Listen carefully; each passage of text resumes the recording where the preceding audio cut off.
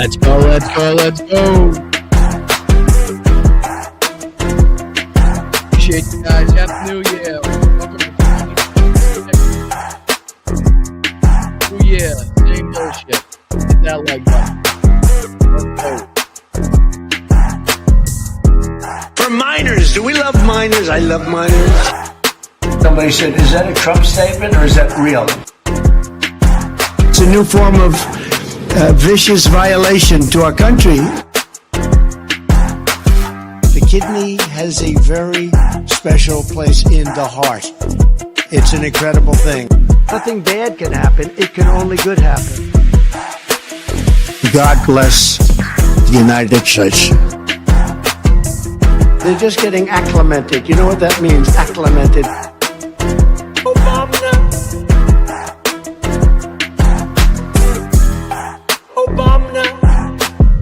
Yesterday's a hard word for me.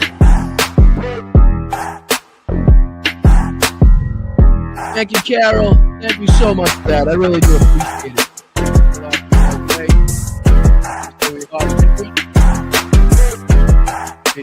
Let's go. Let's go.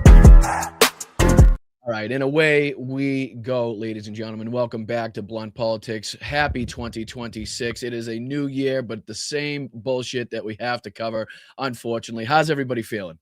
How's everybody feeling? We hurting? We feeling good? We feeling optimistic? We tired? What's going on? Let me know how you're feeling in the chat. Hit that like button on the way in. Again, I'm Boston Brian. This is Blunt Politics. Thank you so much for joining me. And once again, Happy New Year to everybody out there. Let's start this off in the right way, just like Carol did right here in the chat. 10 gifted memberships right off the bat in 2026. Let's fucking go. I do appreciate you guys and the contributions that you show to this channel. Thank you for keeping it running. I couldn't thank you guys enough. I can't show enough appreciation.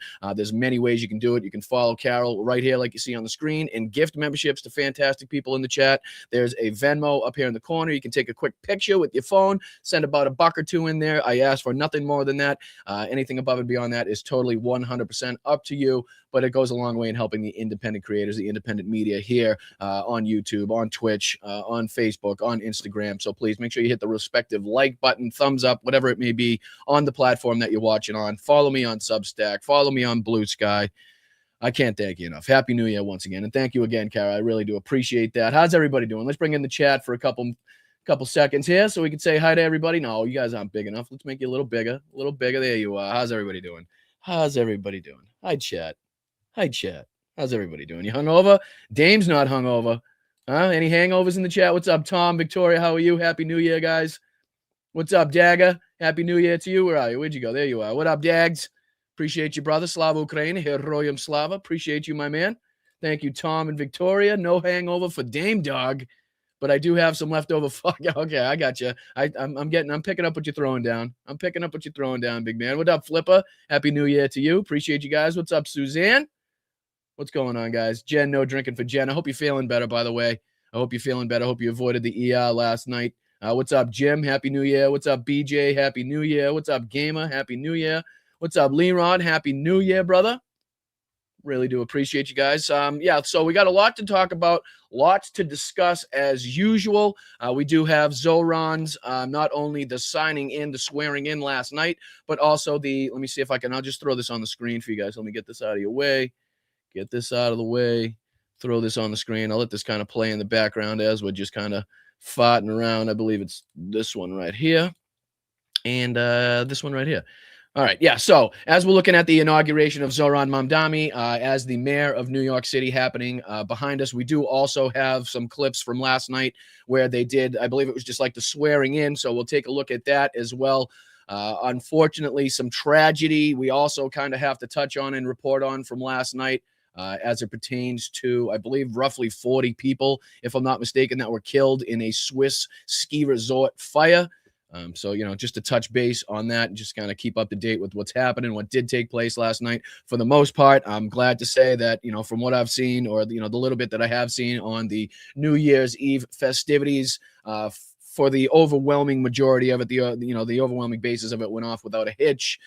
No major attacks, no major problems, again, barring this disaster that we're looking at right here on the screen. But some more to look at. Again, this was the swearing in last night, the swearing in ceremony of Zohran Mamdani. We'll be taking a look at that. We'll take a look at just really quick how Donald Trump spent his New Year's Eve, and it's probably exactly how you expected it, with the richest 1% of this fucking planet flaunting their wealth in front of and to a country that is progressively getting more and more in debt, not only on an individual basis, but also the country in and of itself. So we'll be taking a look at that. There's this little video that I wanted to watch, and none of this is in really particular order. I just kind of, like I said, it's New Year's Eve. We'll be just kind of shooting the shit here, going over a few of these stories, diving back and forth. We're going to be all over the place. This is a Kyiv Independent report from Keith Kellogg's daughter on why Trump hasn't ended the war against Ukraine. And so just a little bit of insight, especially after we dove into last night, the reporting coming out about, Keith Kellogg's removal and, the installing of Steve Witkoff and Putin's rhetoric behind the scenes about Witkoff and how Trump was treating Keith Kellogg based on what Keith Kellogg was saying in public about Volodymyr Zelensky. So yeah, I wanted to dive into that a little bit. We also have some firsthand combat footage coming from United 24, who always does a great job of, keeping us up to speed, giving us, the accurate and detailed depiction of what it looks like on the front line. So we'll be diving into that. And again, like I said, none of this in any particular order. We also do have a Midas Touch report here, like I said I was going to do, about the Jack Smith 8-hour deposition. Ben kind of goes over the highlights. Like I said, anybody that had the time and the inclination to watch the 8 hours, God bless you. Thank you for doing so. But, I'm going to try to, again, keep everybody up to speed that doesn't want to sit through the 8 hours. So we'll do our best to kind of dive through that, get all the information, the detailed information on that. There's a couple other articles I wanted to go over pertaining to the Minnesota fraud bullshit that Nick fucking Shirley was reporting now. So now Trump administration is reportedly freezing all child care payments to all states. I mean, the ramifications and the effects on that are just, again, almost too fucking widespread to even wrap your head around. So we'll be taking a look at that. There's a couple news reports from not only some local Minnesota news, but also CNN went out there and had a talk with Nick Shirley. So we'll be taking a look at that. Also, it looks like this is starting all over the country. This is now pertaining to Boston daycare centers. So now you can see how this is kind of, building steam. It's now building momentum where now these fucking grifting right-wing hacks, these unknown pieces of shit all over the country are now thinking they can and taking it upon themselves to go knock on doors randomly of daycare centers all over the country. Like the fucking daycare centers, you're just supposed to open the doors to random people knocking on it's crazy. But now, as you can see on the screen, they're now going after different parts of the country. Obviously liberal Massachusetts is in the is in the targets on this one, because they're now talking about 4,000 daycares that were discovered in a 20-mile radius around Boston, Massachusetts. And again, not taking into account that the greater Boston area has something like 5.5 million fucking people living in it. So, I mean, if you start to look at it that way, that many daycares doesn't really even seem like enough, never mind an overwhelming amount. But you can see how they're going to try to push this narrative in different parts of the country as well. So, and then, like I said, there was a CNN clip here talking to Nick Shirley. And then we have, Adam Mockler actually had a video kind of talking about debunking that as well. There was also the Daily Beast article that we want to talk about. That's entitled "Sick and Sleepy Trump 79 is begging staff for easier schedule." And again, his cognitive abilities or the lack thereof, I should say, are on full display in these articles. So we'll be diving into a few more of those. We'll be taking a look at some other fundraisers and ways that we can help Ukraine as well. So again, like I said in yesterday's show, I'm hoping to kind of finalize and, speak to the people over there at the 69th Sniffing Brigade to kind of set up a campaign, a fundraiser where we could also contribute and, raise some awareness for some vehicles to be sent over to Ukraine, which I think would be an amazing contribution, amazing way to start off 2026 on the right foot, showing how much we not only support domestic policies and the people, now facing dangerous times right now in this country. The people of color, the immigrant population, the marginalized communities, women in general, right? But also, looking on the broader aspect of what's happening on the world stage, and also showing our support for allies, for people in a time of need as well. So I do appreciate you guys sticking with me. Lots to get through. Like I said, all of that we'll hopefully get through in today's show. So hit that like button. I'm Boston Brian.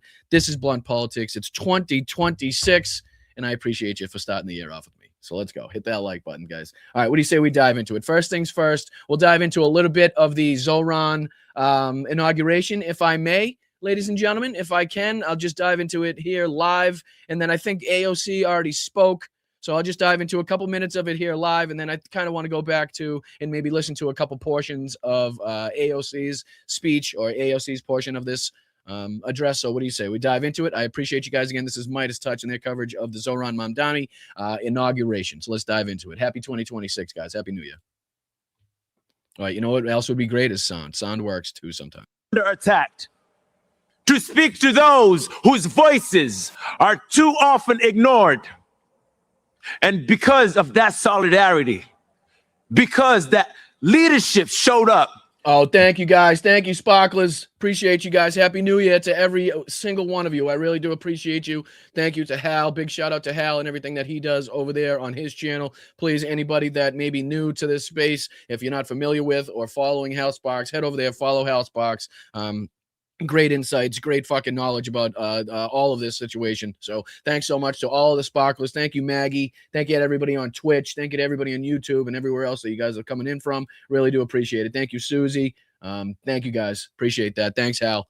We're just diving into a little bit of the Zoran inauguration. This is kind of a relatively live look at it. And then I want to dive into a few minutes ago or moments ago or a little bit ago where AOC spoke, and then we'll go on from there. So thank you guys once again. Hit that like button on the way in so you can let everybody else know that I'm live. Thanks again to the Sparklers. Appreciate the Bryantologist and everybody else. Thanks, guys. Let's go. Because the neighbors showed up. Miss Diallo and the Perez family can be here today with us. I would like to thank everyone who continued to stand with immigrant families in the face of fear and intimidation, and everyone who refused to look away. We are the proof that it matters, and we are reminded that advocacy can truly change lives. Because of the courage and compassion of New Yorkers, we stand here today at City Hall, ladies and gentlemen. Ladies and gentlemen, we are proud to swear in the people's voice, the people's champion, our public advocate, Mr. Jumaane D. Williams. Ladies and gentlemen, give it up for him.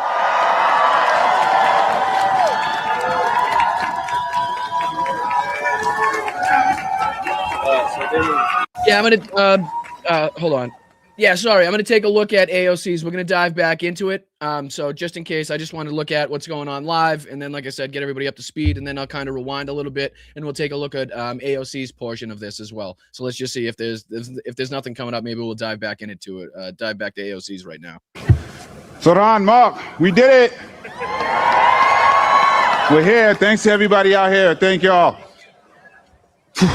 Peace and blessing, love and light as we begin a new term, a new era for New York City. Thank you, everyone. I want to thank Amadou and his inspiring family for being here at this ceremony in New York. I'm a son of immigrants myself. My parents came over from Grenada over 50 years ago.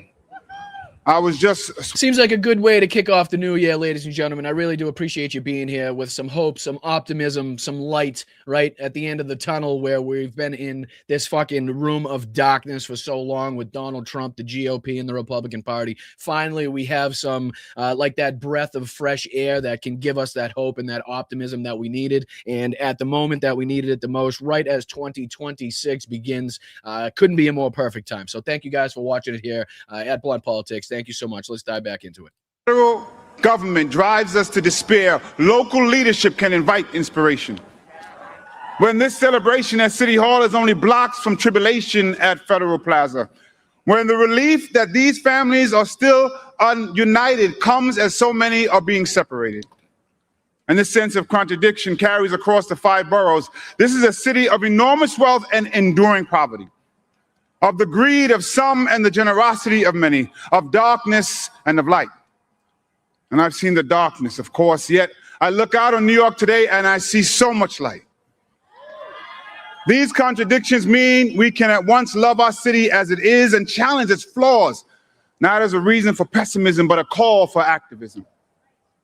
As public advocate, I've tried to be an activist elected official, someone who pushes back. Now I see the chance to push forward.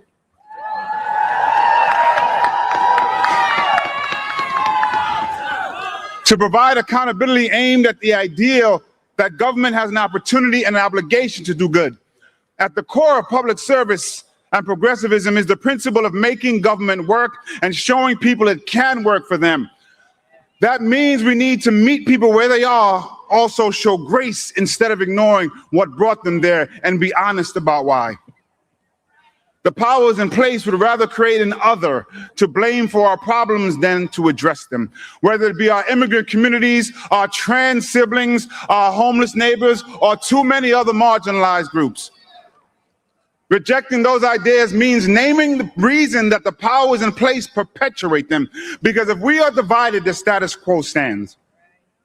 Whether you arrived in our city generations ago, or 5 years ago, or 5 minutes ago, the reason so many New Yorkers have too little are not because of the people who have even less or who have been here for less time. Not because of the people pushed to the bottom, but the systems entrenched at the top.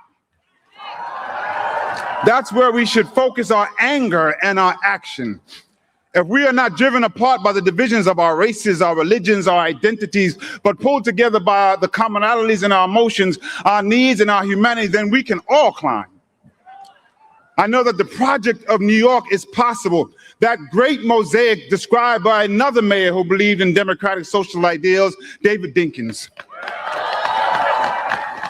Yet the truth of it is there are people who are rooting for New York to fail. Some couch it in concern, others openly scorn our city. But at the heart of this hate is the truth that our success, that our very existence belies their core belief that New York is not possible. They demonize us because our mosaic challenges their ideology. They want to be right in their cynicism more than they want us to succeed in our idealism. They are driven by the idea that bringing together so many diverse people, cultures, faiths, identities into a united community is impossible. But New York, we are a shining beacon of possibility. We cross new cultural borders through each subway stop and are introduced to new experiences through each passenger. Our possibilities come in every language and from every heritage. So do our prayers, so do our people, so does our power. We've shown it in the face of oligarchy and authoritarianism. Neighbors standing with neighbors across borough and background to defend immigrant communities and feed hungry families. We see it in the multicultural mosaic that brought us to this very moment. Even with this great moment, I know that realizing the full potential of our possibility will not be easy. It never has been. Yet I believe it's possible to make great progress because I've seen it through my years in the building behind me and the streets before us. I've been in our movement and I've seen things move. The simple truth is that governing is hard, that achievement is exhausting, and I aim to assist my partners in government when possible and hold them to account when necessary to learn from what we've done and guide what we can do. I believe in this possibility that with the people, the tools, the passions, and the compassion that we need, we can meet the moment and create change. We can look into the unknown and see. Have you ever heard Donald Trump sound even half as presidential, half as, I don't know, what's the regal? I don't know what, just fucking as a leader? Did you ever heard anything come out of Donald Trump's mouth even remotely close to this as unifying, as uniting, right? No, no, never. Sorry, hold on. I keep doing it.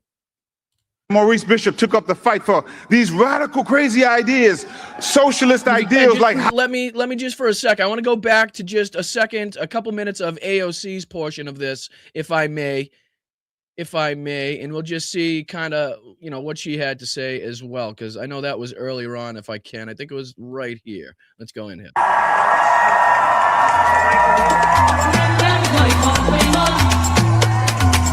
Sorry, no copyright. I don't have I don't have the license to that song, I can guarantee it. My name is Alexandria Ocasio-Cortez, and it is my deep honor and privilege to welcome you to the inauguration of our new mayor of New York City, Zohran Kwame Mamdani. We gather here today to celebrate the beginning of his leadership, as well as that of two incredible elected officials who will be guiding the city by his side. Public Advocate Jumani D. Williams, and our new controller, Mark D. Levine. We also celebrate the hundreds and thousands of public servants and city leaders getting to work today, from our sanitation workers and librarians to our commissioners, deputy mayors, and our school's chancellor, as they care for our city and its people in the coming weeks, months, and years. Together, this ascent marks a new era for New York City, led by a historic new mayor in Zohran Mamdani, guided by his dedication to a working class that makes our beautiful city run. Importantly, I also ask that we consider today an inauguration for each one of us, too, the nearly 8.5 million New Yorkers who make up the greatest city on earth. Because it is the people of New York City who have chosen historic, ambitious leadership in response to untenable and unprecedented times. New York, we have chosen courage over fear. We have chosen prosperity for the many over spoils for the few. And when the entrenched ways would rather have us dig in our feet and seek refuge in the past, we have chosen instead to turn towards making a new future for all of us. In Zohran Mamdani, we have chosen a mayor who is relentlessly dedicated to making life not just possible, but aspirational for working people. New York City has chosen the ambitious pursuit of universal child care, affordable rent and housing, and clean and dignified public transit for all. And we have chosen that over the distractions of bigotry and the barbarism of extreme income inequality. We have chosen this path because we know that it's the right thing to do, it's the smart thing to do, and that if we can make it here, we can make it anywhere. New York City, this is an inauguration for all of us, because choosing this mayor and this vision is an ambitious pursuit. It calls on all of us to return to public life en masse. Now is the time for us to turn towards our neighbors, stand with them, and return to community life. A city for all will require all of us to fill our streets, our schools, our houses of faith, our PTAs, and our block associations as we support this mayor in making an affordable city a reality for all of us. Zohran Mamdani will be the first Muslim mayor of our great city. He will be our first immigrant mayor in over a century. And he will be the youngest mayor of New York City in generations. But most importantly, Zohran will be a mayor for all of us. With that, let us extend our deepest well wishes and support to Zohran, his wife Rama, and his family, as well as those of our public advocate, Jumani Williams, and controller, Mark Levine. We send you, your spouses and families, and all your loved ones all the support in the world as you embark on this great pursuit of a better city and future for all. Felicidades. Let's go. Let's go. That was beautiful. That was great. Everything about it, the passion, the dictation, what she said, the rhetoric, the facts. Love it. Every minute of it. Let's go live. See if we can catch in just a little bit of what's going on. And then I know we got a ton more to cover. And again, this is going to be an ongoing thing. Midas Touch covering it live. I'm sure it's going to be up and posted afterwards if you want to check it out. But yeah, let's just dive into just a quick moment of what's happening live. And then all right, so I can't do anything with that because it's copyright. All right, let's see here. What do we got? Next speaker up. Or we got a singer? We got a singer? Let's see. Hello, New York. Happy New Year.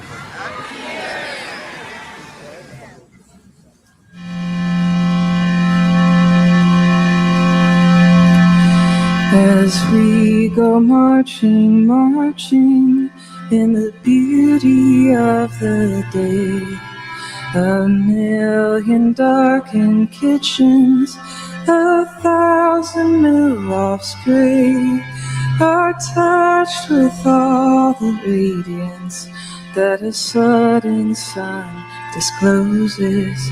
For the people hear us singing, bread and roses, bread and roses.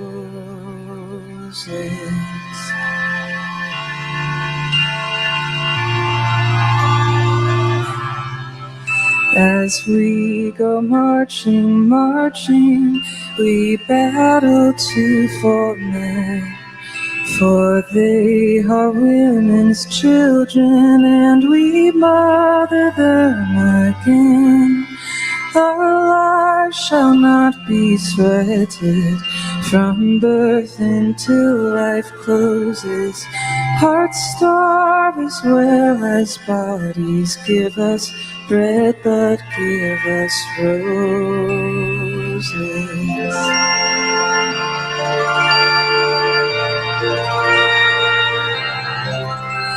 As we go marching, marching, unnumbered women dead go crying through our singing, their ancient call for bread, small art and love and beauty, their drudging spirits new. Yes, it is bread we fight for, but we fight for roses too.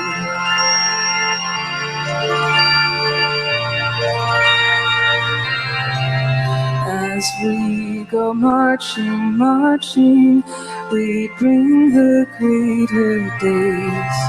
The rising of the women means the rising of the race. No more the drudge and idler tend that toil where one reposes, but a sharing of life's glories, bread and roses, bread and roses.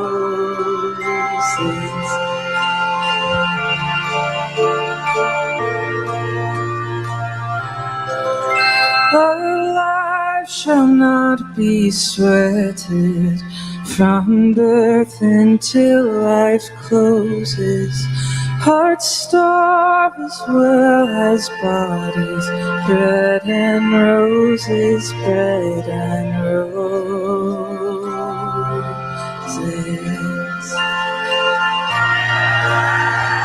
Thank you. Congratulations, Zoran. Well, I didn't see that one coming, huh? Did not see that one coming. I don't know, that got me. That got me. My apologies. Yeah. That was beautiful. That was beautiful. All right, what a good way to kick it off. And again, these are the tears of emotion for a good sad, somber, happy, optimistic for all reasons. So again, wasn't expecting that. Definitely pulled on the heartstrings there. Oh, here's Bernie. Let's see what Bernie got to say.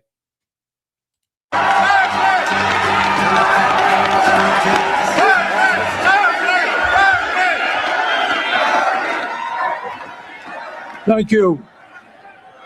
Mr. Mayor, thank you very much for inviting me to what has been an extraordinarily moving and beautiful afternoon.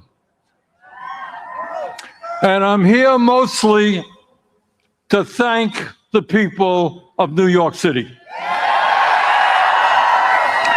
At a time in our country's history when we are seeing too much hatred, too much divisiveness, and too much injustice, thank you for electing Zohran Mamdani as your mayor. New York, thank you for inspiring our nation. Thank you for giving us, from coast to coast, the hope and the vision that we can create government that works for all, not just the wealthy and the few. At a moment when people in America, and in fact throughout the world, are losing faith in democracy, over 90,000 of you in this city volunteered for Zohran's campaign. You knocked on doors. You shared your dreams and your hopes for the future of this city. And in the process, you took on the Democratic establishment, the Republican establishment, the President of the United States, and some enormously wealthy oligarchs. And you defeated them in the biggest political upset in modern American history.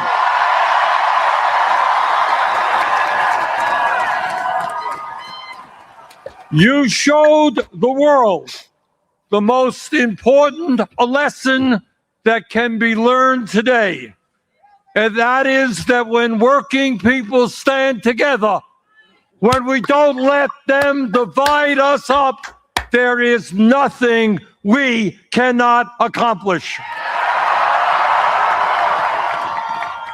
Running a great and winning campaign was extremely difficult, but governing a city of 8 million people with all of its complexities and all of the problems that Zohran is inheriting will be even harder. Zohran needed your help to win the election. Now he will need your help to govern. Grassroots democracy and people participating in the day-to-day struggles of this city will lead to good governance. Please remain involved.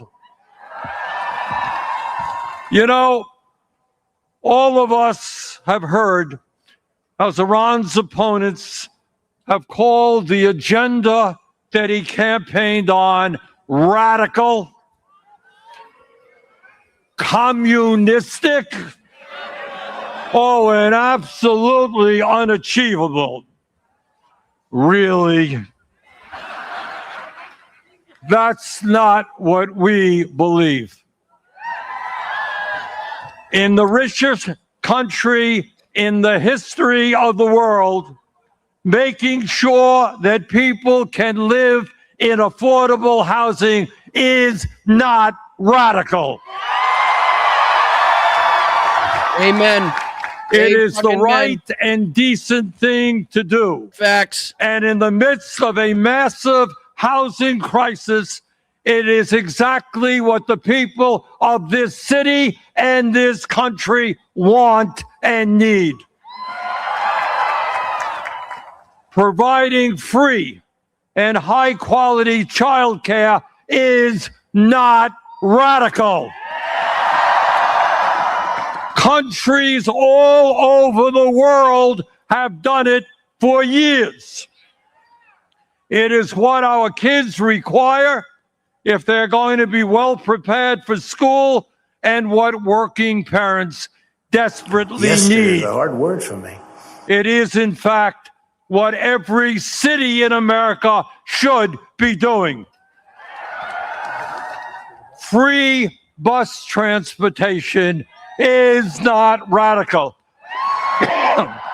It will save workers time and money, protect our environment, and make the city more efficient. And making sure that every family in the city, regardless of income, has access to decent quality food at an affordable cost is not radical. Good nutrition keeps us healthy, helps prevent chronic illnesses. In the long run, city-sponsored grocery stores will save society money. And again, these are the policies and the beliefs that the Democrats have on, a wide basis, on an, a ridiculous basis that the Republicans say are damaging, are harmful, ridiculous shit. Fair share of taxes.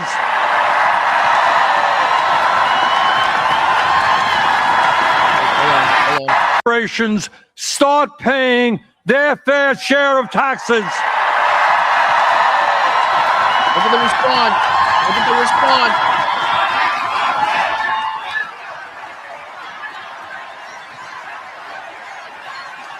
Tax the rich.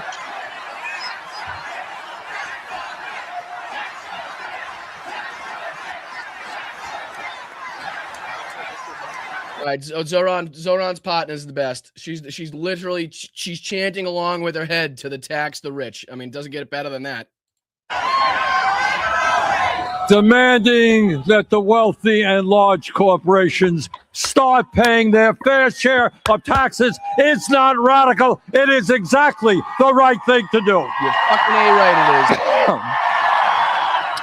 Today, while over 60% of our people in New York, people in Vermont, people all over this country are living paycheck to paycheck, we have more income and wealth inequality than we have ever had. While tens of millions struggle to put food on the table, pay for health care, pay for housing, the top 1% have never, ever had it so good. And yet, there are billionaires and large corporations that pay almost nothing in taxes. That has got to end. That will end. The billionaire class in this city and in this country. Notice the diversity in the crowd, too. Notice the diversity as opposed to, I don't know, turning points and what that crowd looks like. That America, our great country, must belong to all of us, not just a few. Looks like right now what he needs is affordable tissue care. York City. Let me thank you all for the hope and inspiration that you are giving people all over this country. And now it is my honor to swear in your new mayor. Let's go. Let's fucking go.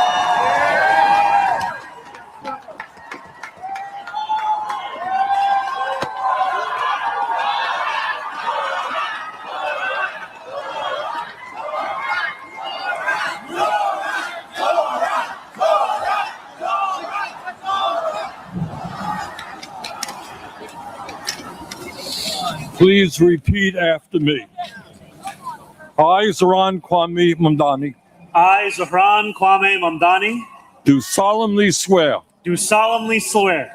that I will support the Constitution of the United States, that I will support the Constitution of the United States, the Constitution of the State of New York, the Constitution of the State of New York, and the Charter of the City of New York, and the Charter of the City of New York, and that I will faithfully discharge the duties and that I will faithfully discharge the duties of the office of the Mayor of the City of New York, of the office of the Mayor of the City of New York, according to the best of my ability. according to the best of my ability. So help me God. So help me God.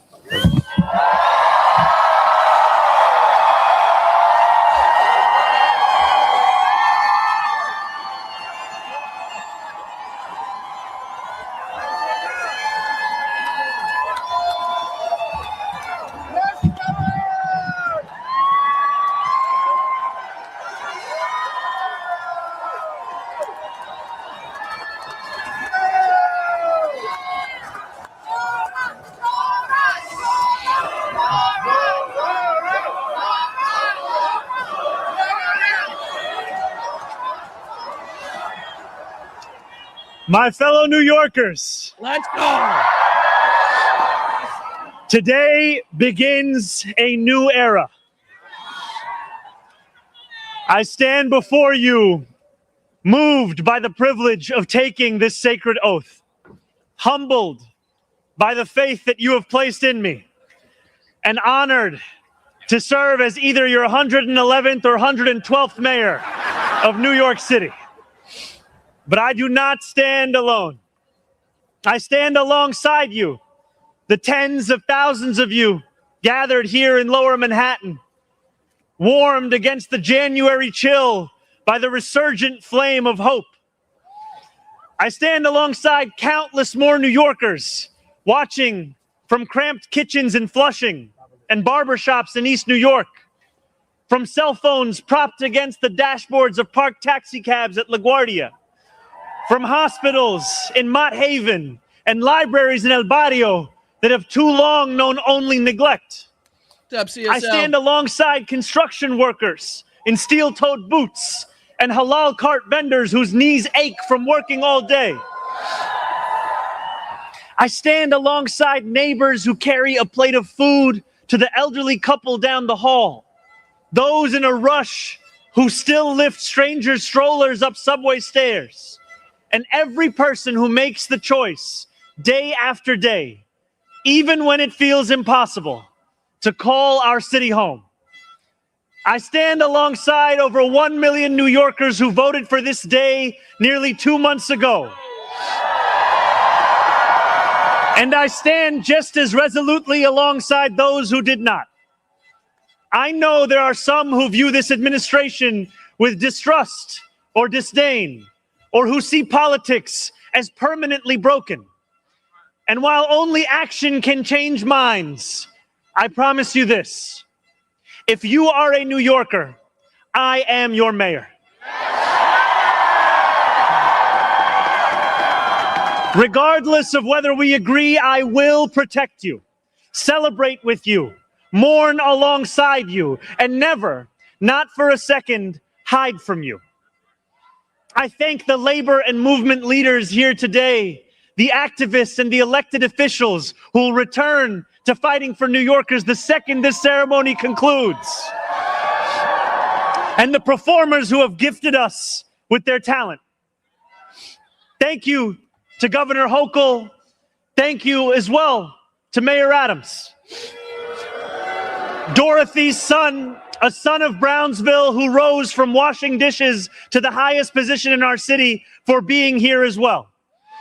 He and I have had our share of disagreements, but I will always be touched that he chose me as the mayoral candidate that he would most want to be trapped with on an elevator. Thank you to the two titans who, as an assembly member, I've had the privilege of being represented by in Congress, Nidia Velázquez and our incredible opening speaker, Alexandria Ocasio-Cortez. You have paved the way for this moment. Thank you to the man whose leadership I seek most to emulate, who I am so grateful to be sworn in by today, Senator Bernie Sanders. What are we doing here? What are we doing, Bern? You want a bed, bro? Should we pull out the fucking heaters? Thank you to my teams, from the assembly to the campaign to the transition, and now the team I am so excited to lead from City Hall. Thank you to my parents, Mama and Baba, for raising me, for teaching me how to be in this world, and for having brought me to this city. Thank you to my family from Kampala to Delhi. And thank you to my wife, Rama.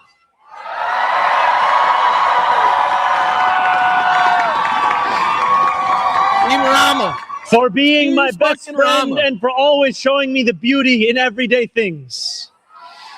And most of all, thank you to the people of New York. A moment like this comes rarely. Seldom do we hold such an opportunity to transform and reinvent. Rarer still is it the people themselves whose hands are the ones. Is anybody else waiting for that fucking air horn to run out of compressed air? Jesus Christ. That too often in our past, moments of great possibility have been promptly surrendered to small imagination and smaller ambition. What was promised was never pursued. What could have changed remained the same. For the New Yorkers most eager to see our city remade, the weight has only grown heavier. The weight has only grown longer.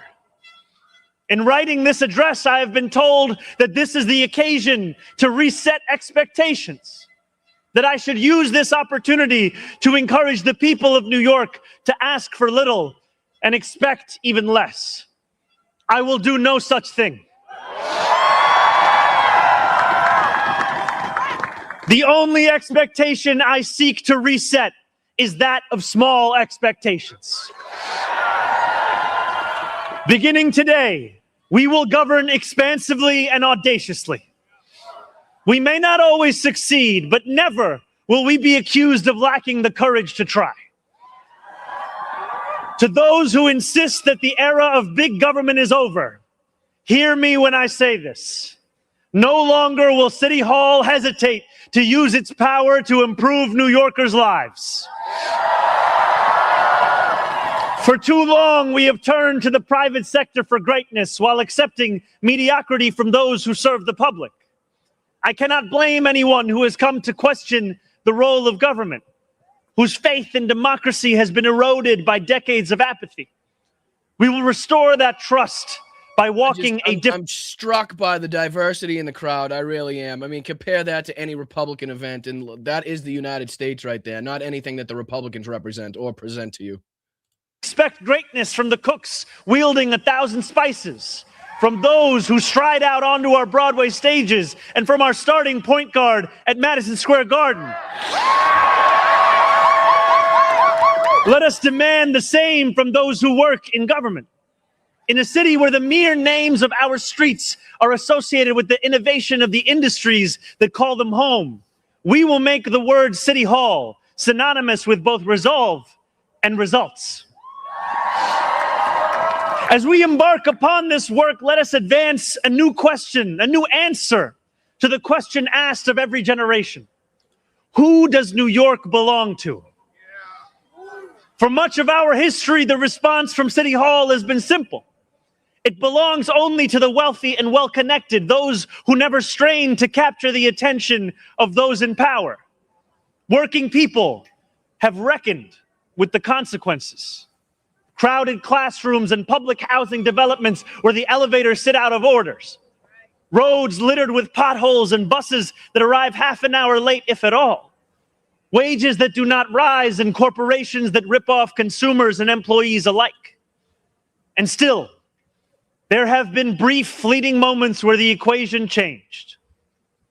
12 years ago, Bill de Blasio stood where I stand now as he promised to put an end to economic and social inequalities that divided our city into two. In 1990, David Dinkins swore the same oath I swore today, vowing to celebrate the gorgeous mosaic that is New York, where every one of us is deserving of a decent life. And nearly 6 decades before him, Fiorella LaGuardia took office with the goal of building a city that was far greater and more beautiful for the hungry and the poor. Some of these mayors achieved more success than others, but they were unified by a shared belief that New York could belong to more than just a privileged few. It could belong to those who operate our subways and rake our parks, those who feed us biryani and beef patties, picanha and pastrami on rye. And they know that this belief could be made true if only government dared to work hardest for those who work hardest. Over the years to come, my administration will resurrect that legacy. City Hall will deliver an agenda of safety, affordability, and abundance, where government looks and lives like the people it represents, never flinches in the fight against corporate greed, and refuses to cower before challenges that others have deemed too complicated. In so doing, we will provide our own answer to that age-old question: who does New York belong to? Well, my friends, we can look to Madiba and the South African Freedom Charter. New York belongs to all who live in it. Together, we will tell a new story of our city. This will not be a tale of one city governed only by the 1%, nor will it be a tale of two cities, the rich versus the poor. It will be a tale of 8.5 million cities, each of them a New Yorker with hopes and fears, each a universe, each of them woven together. The authors of this story will speak Pashto and Mandarin, Yiddish and Creole. They will pray in mosques, at shul, at church, at gurudwaras and mandirs and temples. And many will not pray at all. They will be Russian Jewish immigrants in Brighton Beach, Italians in Rossville, and Irish families in Woodhaven, many of whom came here with nothing but a dream of a better life, a dream which has withered away. They will be young people in cramped Marble Hill apartments where the walls shake when the subway passes. They will be black homeowners in St. Albans, whose homes represent a physical testament to triumph over decades of lesser paid labor and redlining. They will be Palestinian New Yorkers in Bay Ridge,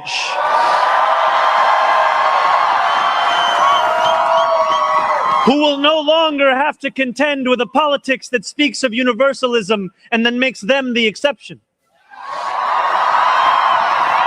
Few of these 8.5 million will fit into neat and easy boxes. Some will be voters from Hillside Avenue or Fordham Road who supported President Trump a year before they voted for me, tired of being failed by their party's establishment. The majority will not use the language that we often expect from those who wield influence. I welcome the change.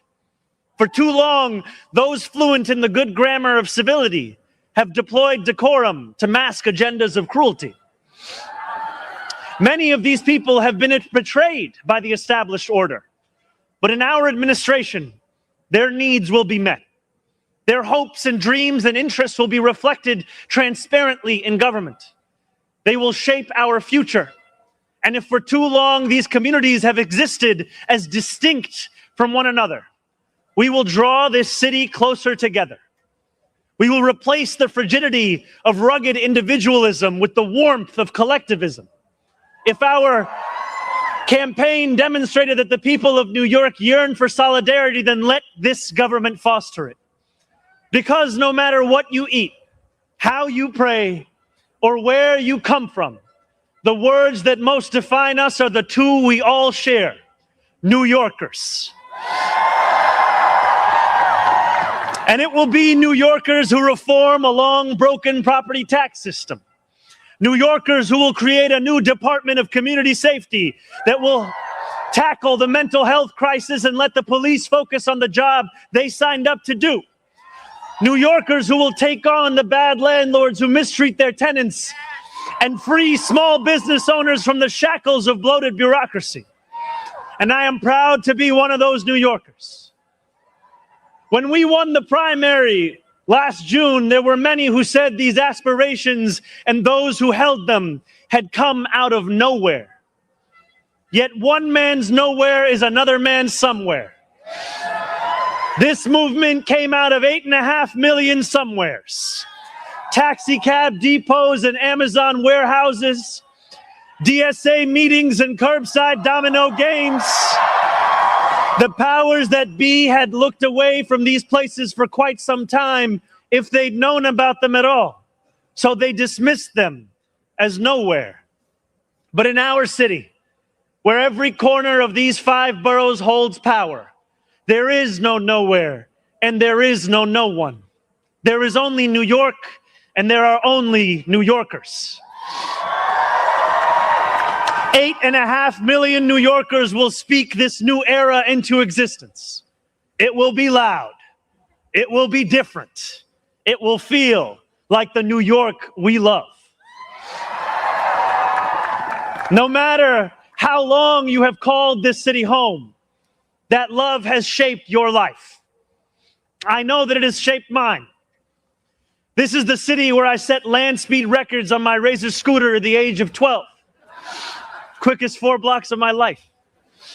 The city where I ate powdered donuts at halftimes during AYSO soccer games and realized I probably was not going to be going pro. The city where I devoured 2 big slices at Coronet's Pizza, played cricket with my friends at Ferry Point Park, and took the 1 train to the BX10 only to still show up late to Bronx Science. The city where I have gone on hunger strike just outside these gates. Sat claustrophobic on a stalled N train just after Atlantic Avenue and waited in quiet terror for my father to emerge from 26 Federal Plaza. The city where I took a beautiful woman named Rama to McCarran Park on our first date and swore a different oath to become an American citizen on Pearl Street. To live in New York, to love New York, is to know that we are the stewards of something without equal in our world. Where else can you hear the sound of the steel pan, savor the smell of sancocho, and pay $9 for coffee on the same block? Where else could a Muslim kid like me grow up eating bagels and lox every Sunday? That love will be our guide as we pursue our agenda. Here, where the language of the New Deal was born, we will return the vast resources of this city to the workers who call it home. Not only will we make it possible for every New Yorker to afford a life they love once again, we will overcome the isolation that too many feel and connect the people of this city to one another. The cost of childcare will no longer discourage young adults from starting a family, because we will deliver universal childcare for the many by taxing the wealthiest few. Those in rent-stabilized homes will no longer dread the latest rent hike, because we will freeze the rent. Getting on a bus without worrying about a fare hike or whether you'll be able to get to your destination on time will no longer be deemed a small miracle, because we will make those buses fast and free. These policies are not simply about the costs we make free, but the lives we fill with freedom. For too long in our city, freedom has belonged only to those who can afford to buy it. Our city hall will change that. These promises carried our movement to City Hall, and they will carry us from the rallying cries of a campaign to the realities of a new era in politics. 2 Sundays ago, as snow softly fell, I spent 12 hours at the Museum of the Moving Image in Astoria, listening to New Yorkers from every borough as they told me about the city that is theirs. We discussed construction hours on the Van Wyck Expressway and EBT eligibility, affordable housing for artists and ICE raids. I spoke to a man named TJ who said that one day a few years ago, his heart broke as he realized that he would never get ahead here, no matter how hard he worked. I spoke to a Pakistani auntie named Samina, who told me that this movement had fostered something too rare, softness in people's hearts. As she said to me in Urdu, thank you, CSL. Logo Appreciate ke you din stopping by, badal ye man. hain. Hope you're well. Happy New Year. 142 New Yorkers out of 8.5 million. And yet, if anything united each person sitting across from me, Happy New Year. it was you the shared fucking recognition handsome that this bastard. moment demands Good to a see you, new bro. politics and a new approach to power. We will deliver nothing less as we work each day to make this city belong to more of its people than it did the day before. Here is what I want you to expect from the administration that this morning moved into the building behind me. We will transform the culture of City Hall from one of no to one of how. Appreciate you, man. Happy New We Year, will buddy. answer to all New Yorkers, not to any billionaire or oligarch who thinks they can buy our democracy. We will govern without shame and insecurity, making no apology for what we believe. I was elected as a democratic socialist, and I will govern as a democratic socialist.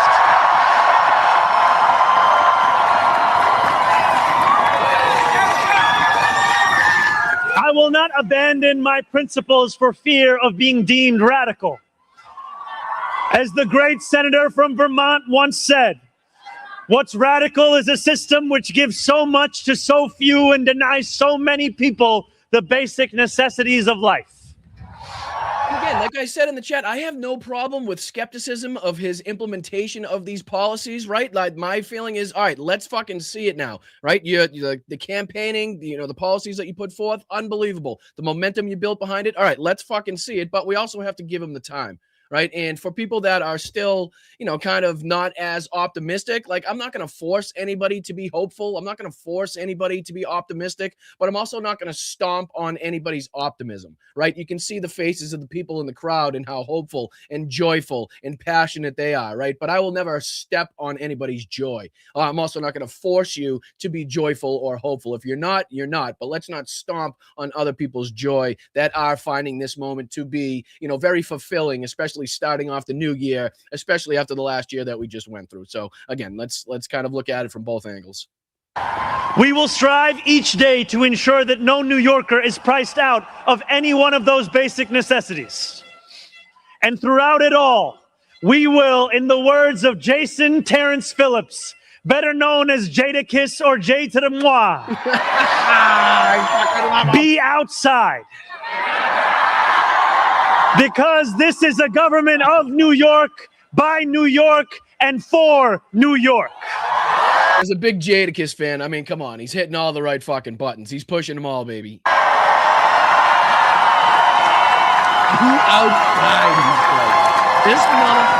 Before I end, I want to ask all of you. Let's go. If you are able, whether you are here today or anywhere watching, to stand with me. I ask you to stand with us now and every day that follows. City Hall will not be able to deliver on our own.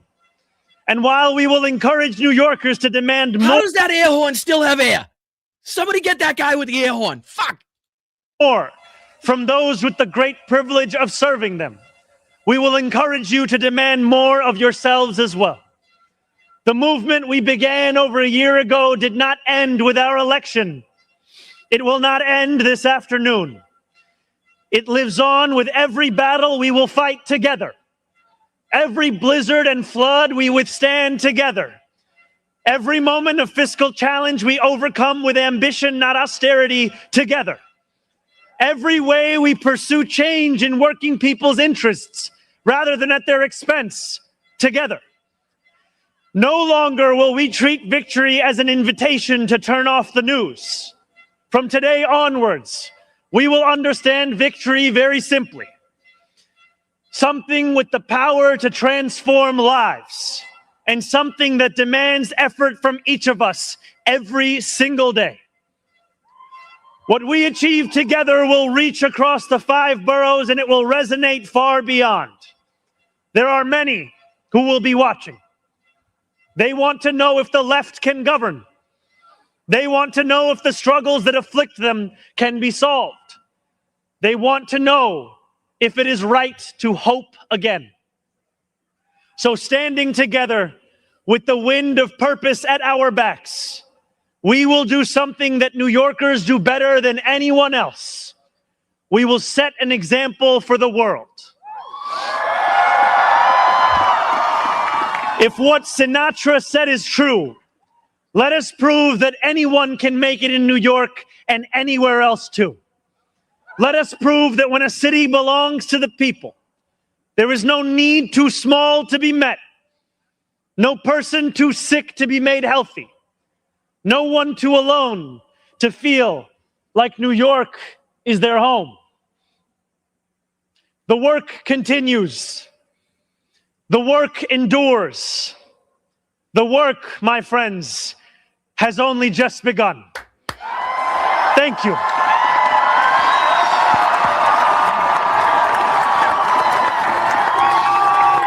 Let's go.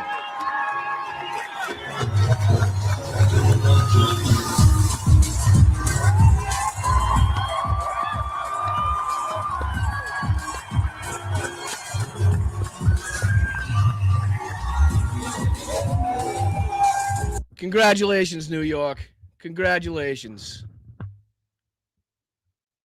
What a moment, huh? What a moment. Again, in a time of such darkness that people are feeling right now, to have any light whatsoever to grasp onto, to latch onto as far as hope and joy, I am absolutely not going to take that away from people, not even a little bit. So congratulations, New York City.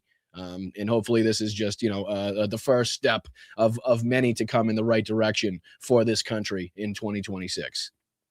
That's my hope. That's my belief. And that's what we're going to fight for here at Blunt Politics. And I really do appreciate almost 500 people that are now currently watching. Thank you for your support.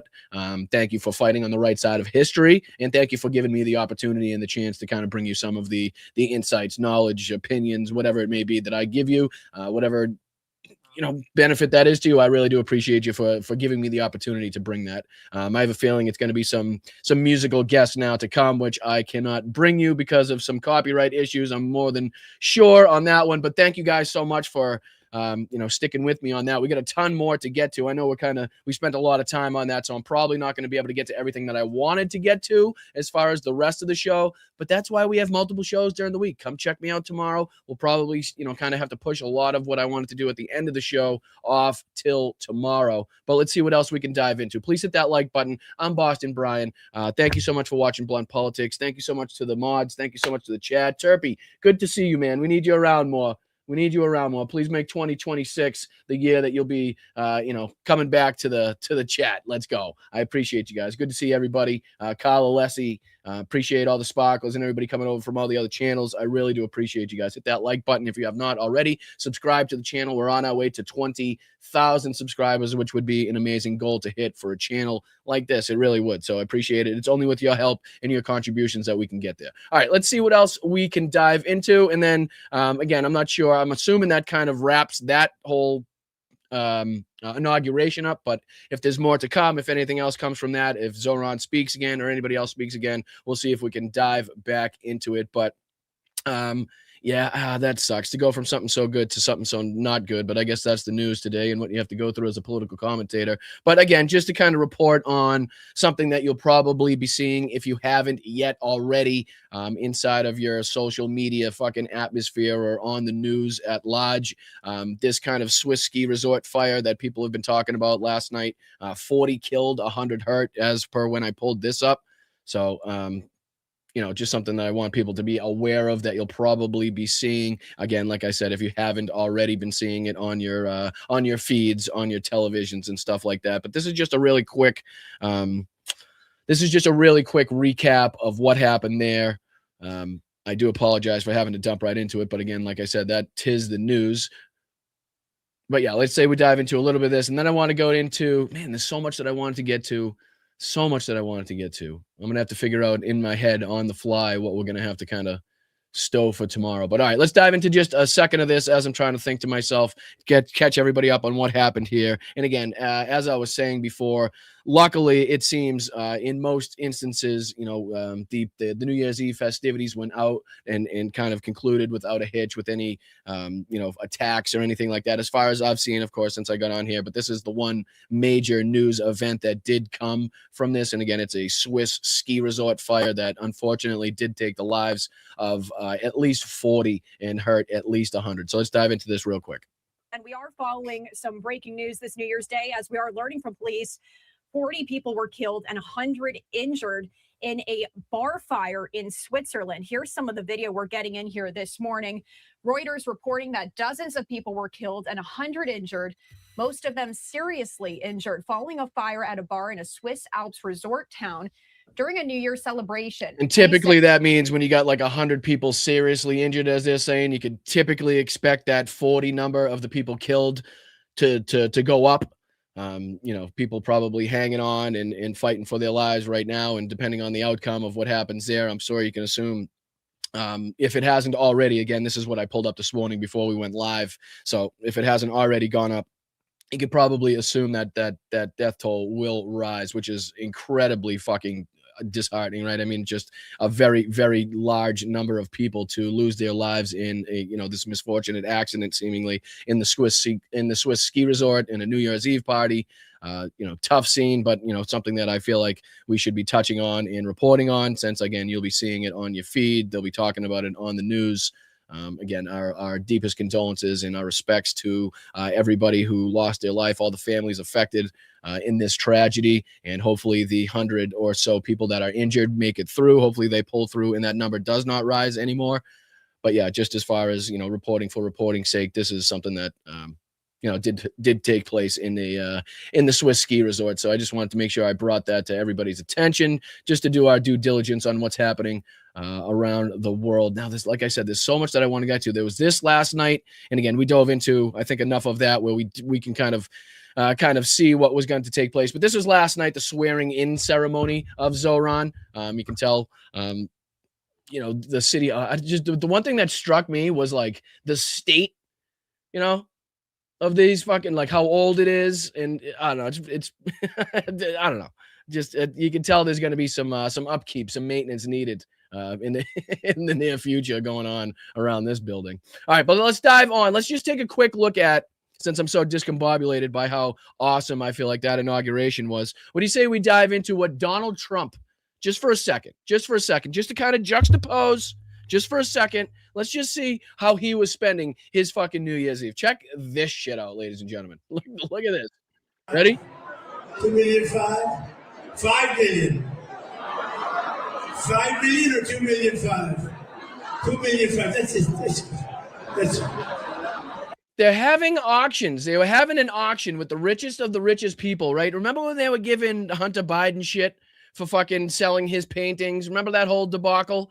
Well, this is Donald Trump literally holding an auction for what he's calling a charity auction, which you can guarantee that he isn't in the state of New York, considering he's not allowed to have any affiliations with any charities in the state of New York. Should be all fucking all states in this country at this point. But, I'd be very curious to see, what percentage of the proceeds actually decided to go to any of these charities, or what charities they went to. Because he's raising, people are bidding like $2.5 million at a bid, right? Fucking $300,000, $400,000, $2.5 million, $5 million. And let's see if I can show you what the painting was, right? Let's see if this is the, do they show it? Oh yeah, here's the painting. Remember they were giving Hunter Biden shit? This is the painting that somebody's bidding $2.5 million for. And again, I'm not an art critic. I'm not a fucking art expert. I don't know who it was painted by. I think it was the lady that's standing in front of it, if I'm not mistaken. But would I pay $2.5 million for that? Even if I had the money, if that was like spare change to me? No, not even fucking remotely. Not even a little bit. Check this thing out. Is that amazing? It's Jesus, right? I mean, one can assume from just it being, a Republican type of atmosphere that this is supposed to be a painting of Jesus.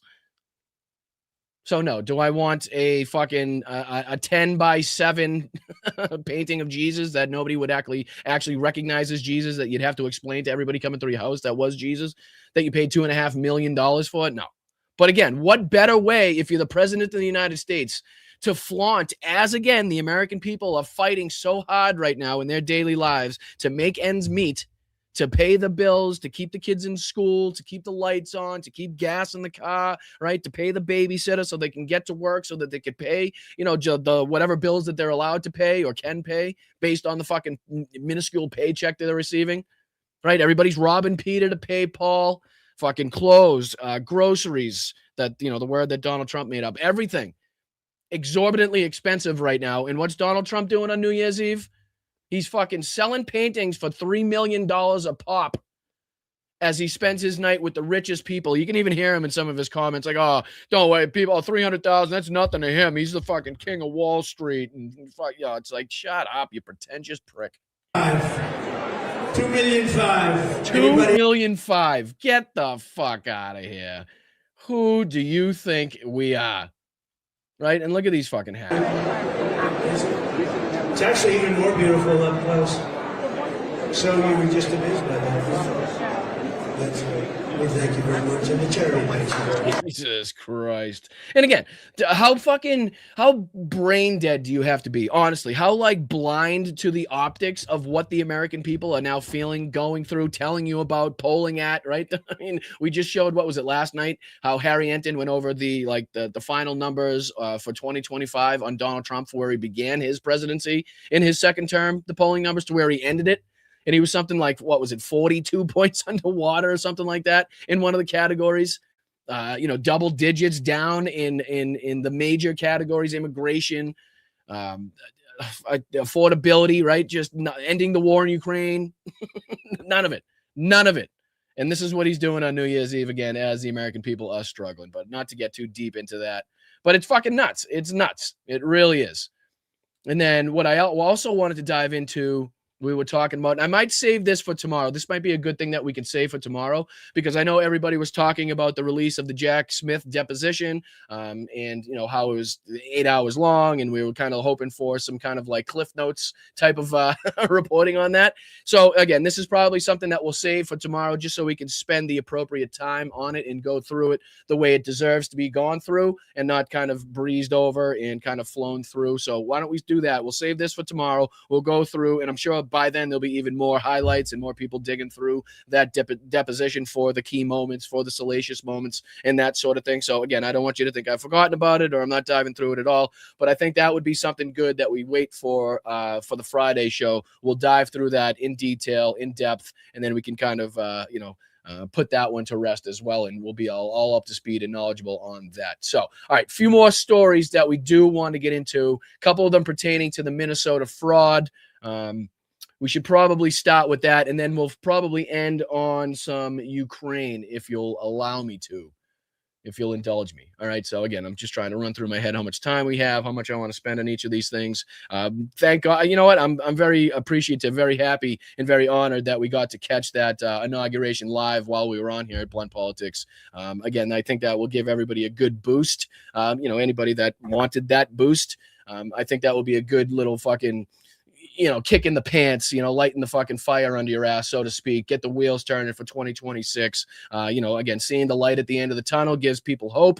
If you're out lost in the wilderness, but you can hear that fucking, just the sound of that helicopter, baby, just the sound of that helicopter, even though it may be fucking, a couple hours away, maybe a day before it even finds you, just the sound of that helicopter will give you that hope, that kick, right? That extra bit of energy to hold on for that little bit longer. And that's exactly what I believe we just saw and is represented in Zoran Mandami's not only inauguration, but just his, election in general, the momentum behind it, right? It goes right in line with the polling, the elections, the special elections that we've seen all throughout the country, the one that we just saw in Iowa, we've seen in Mississippi, Kentucky, Virginia, New Jersey, all over the country, we've seen Democrats either outperform and win in the election or outperform and gain back double-digit points in these fucking heavily red, sometimes purple districts, right? So that is, you can see how it's starting to stack up against the GOP, against the Republicans as we head into this midterm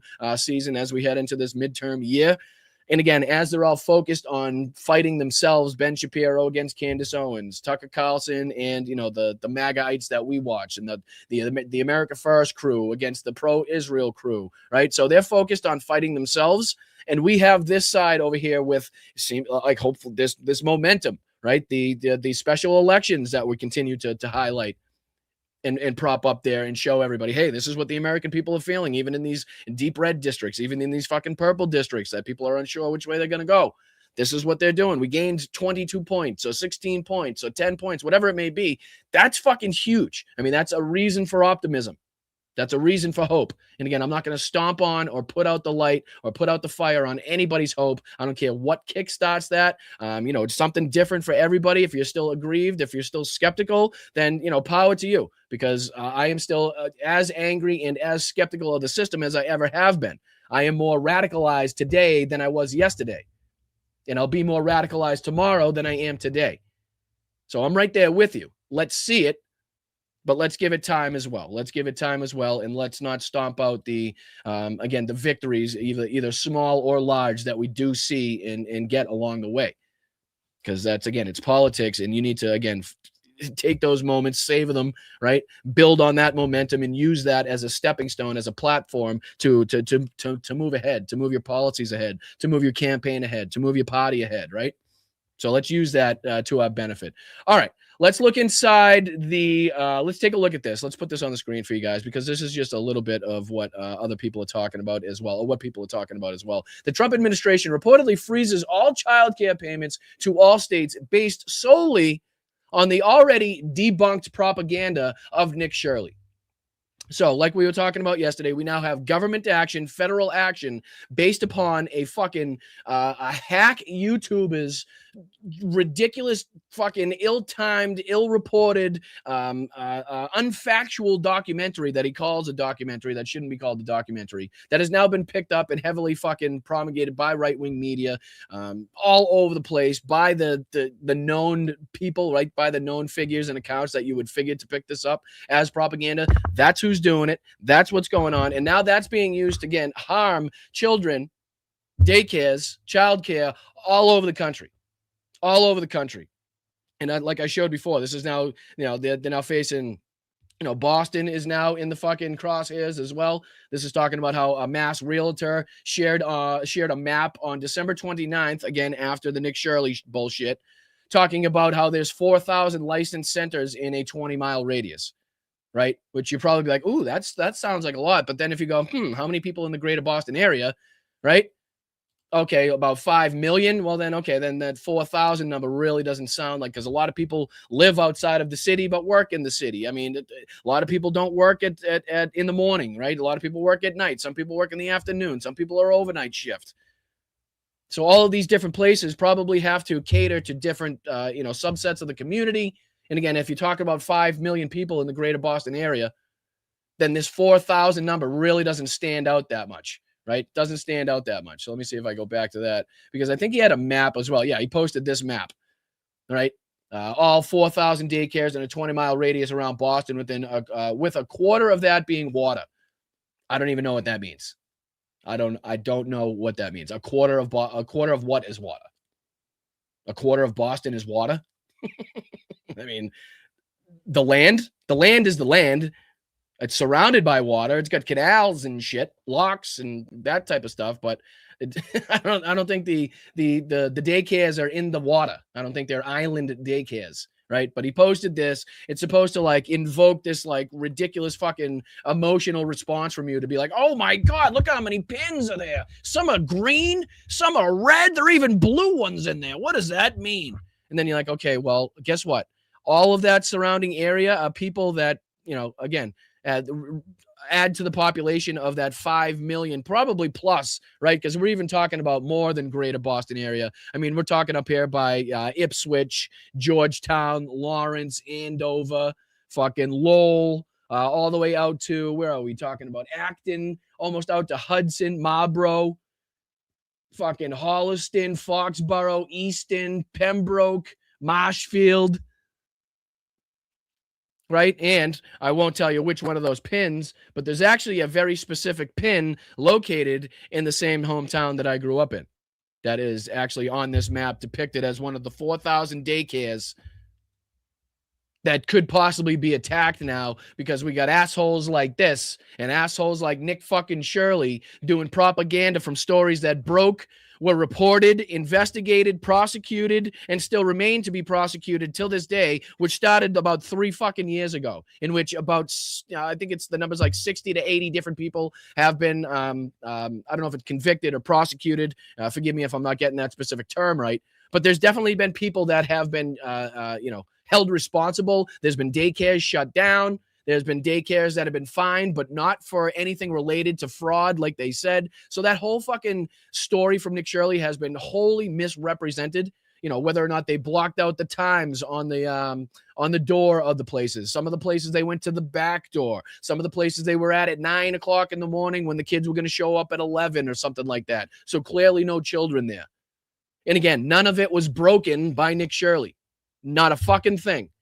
And you got people like TYT and other assholes, out there calling him an independent journalist when apparently they haven't seen the fucking propaganda he did in Ukraine, when apparently they didn't see the propaganda he did in Israel. Apparently he did even more propaganda. I'm blanking on the other instance, the other example, but he's even got another one out there for more propaganda that he's done that he was called out for.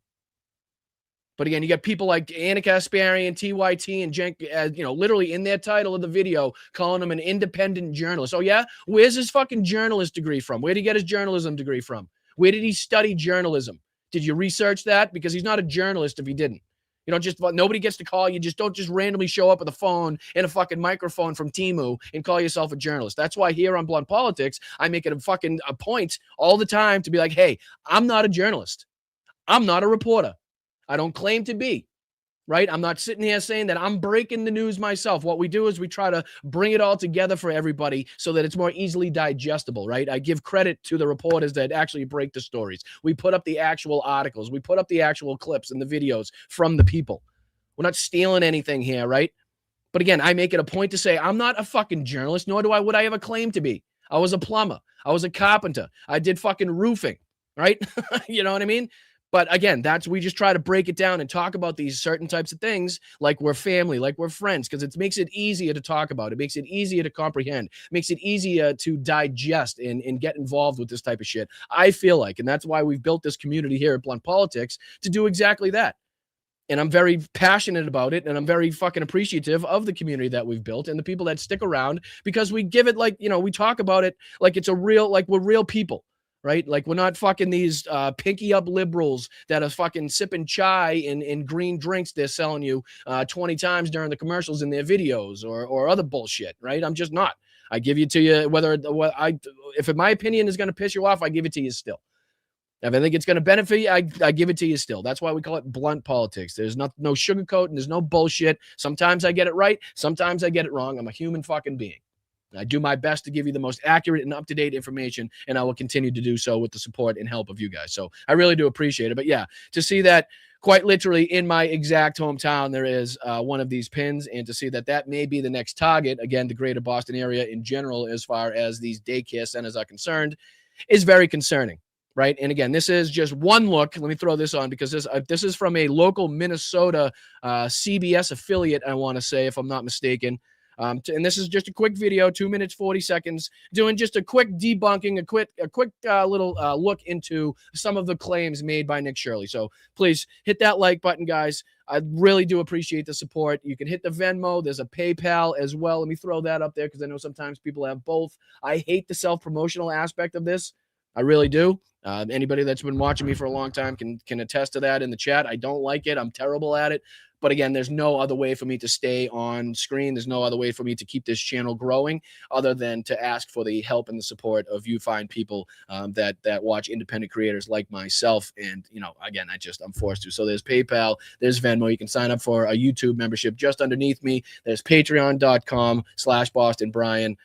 Sign up for the Substack's free. I don't charge anybody for Substack, nothing like that. So everything else is just purely for the help and assistance of independent creators. So I appreciate you guys. All right, let's dive into it. Here's just a little quick video from, again, a Minnesota affiliate, local news, looking at the claims made by Nick Shirley. And then we'll get into, I believe there's a CNN, quick clip from a CNN as well.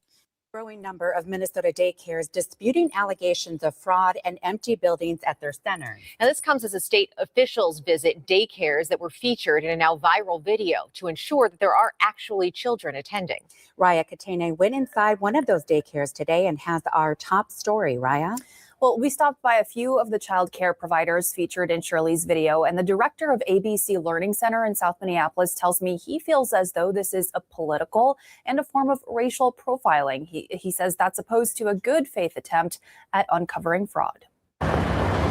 Mako Child Care Center, Sweet Angel Child Care, and ABC Learning Center. These are some of the Minneapolis child care providers featured in this now viral video created by YouTuber Nick Shirley. I mean, who runs it? Who supposedly runs it? Somalians. And again, this is a fucking combination of obfuscation, bringing up old news, right? Trying to corroborate and like confirm some of the things that Donald Trump and his racist statements were just saying not that long ago. This is a combination of misrepresenting the facts. Some of these places have already been shut down. Some of them have been reprimanded and fined, right? For things other than the fraud that they're accused of in this so-called fucking viral video. So again, all of it is not as it seems. This is not to say that it, nobody's looking at the fraud. This is to say that it was already being looked at. It was already being uncovered, and Nick Shirley didn't fucking break anything. And there's an agenda behind this entire fucking movement, and there's a motive behind why they're doing it now. Right. So again, this is just the local news doing their due diligence in this quick clip. At least I'm sure there's more to come from this as well. Cares of being fraudulent. We visited a few of the providers on Tuesday and were invited inside the ABC Learning Center by the director, Ahmed Hassan. That's kids. Wasn't that kids? I think that's kids, right? That's funny how Nick said there's no kids in these fucking child care facilities. It looks like kids to me, you know? And I know it's weird that they didn't just allow a random guy knocking at the fucking door with a camera and two masked men to come in and just waltz in the fucking. It's just weird how that happened. What, how the doors locked in schools and shit. Now it's surprising how they didn't just allow this fucking random kid in with his microphone and his camera and the two like bodyguard masked men that he had going around. It's just strange how they didn't do that. But it looks like kids in the daycare that's supposed to have kids.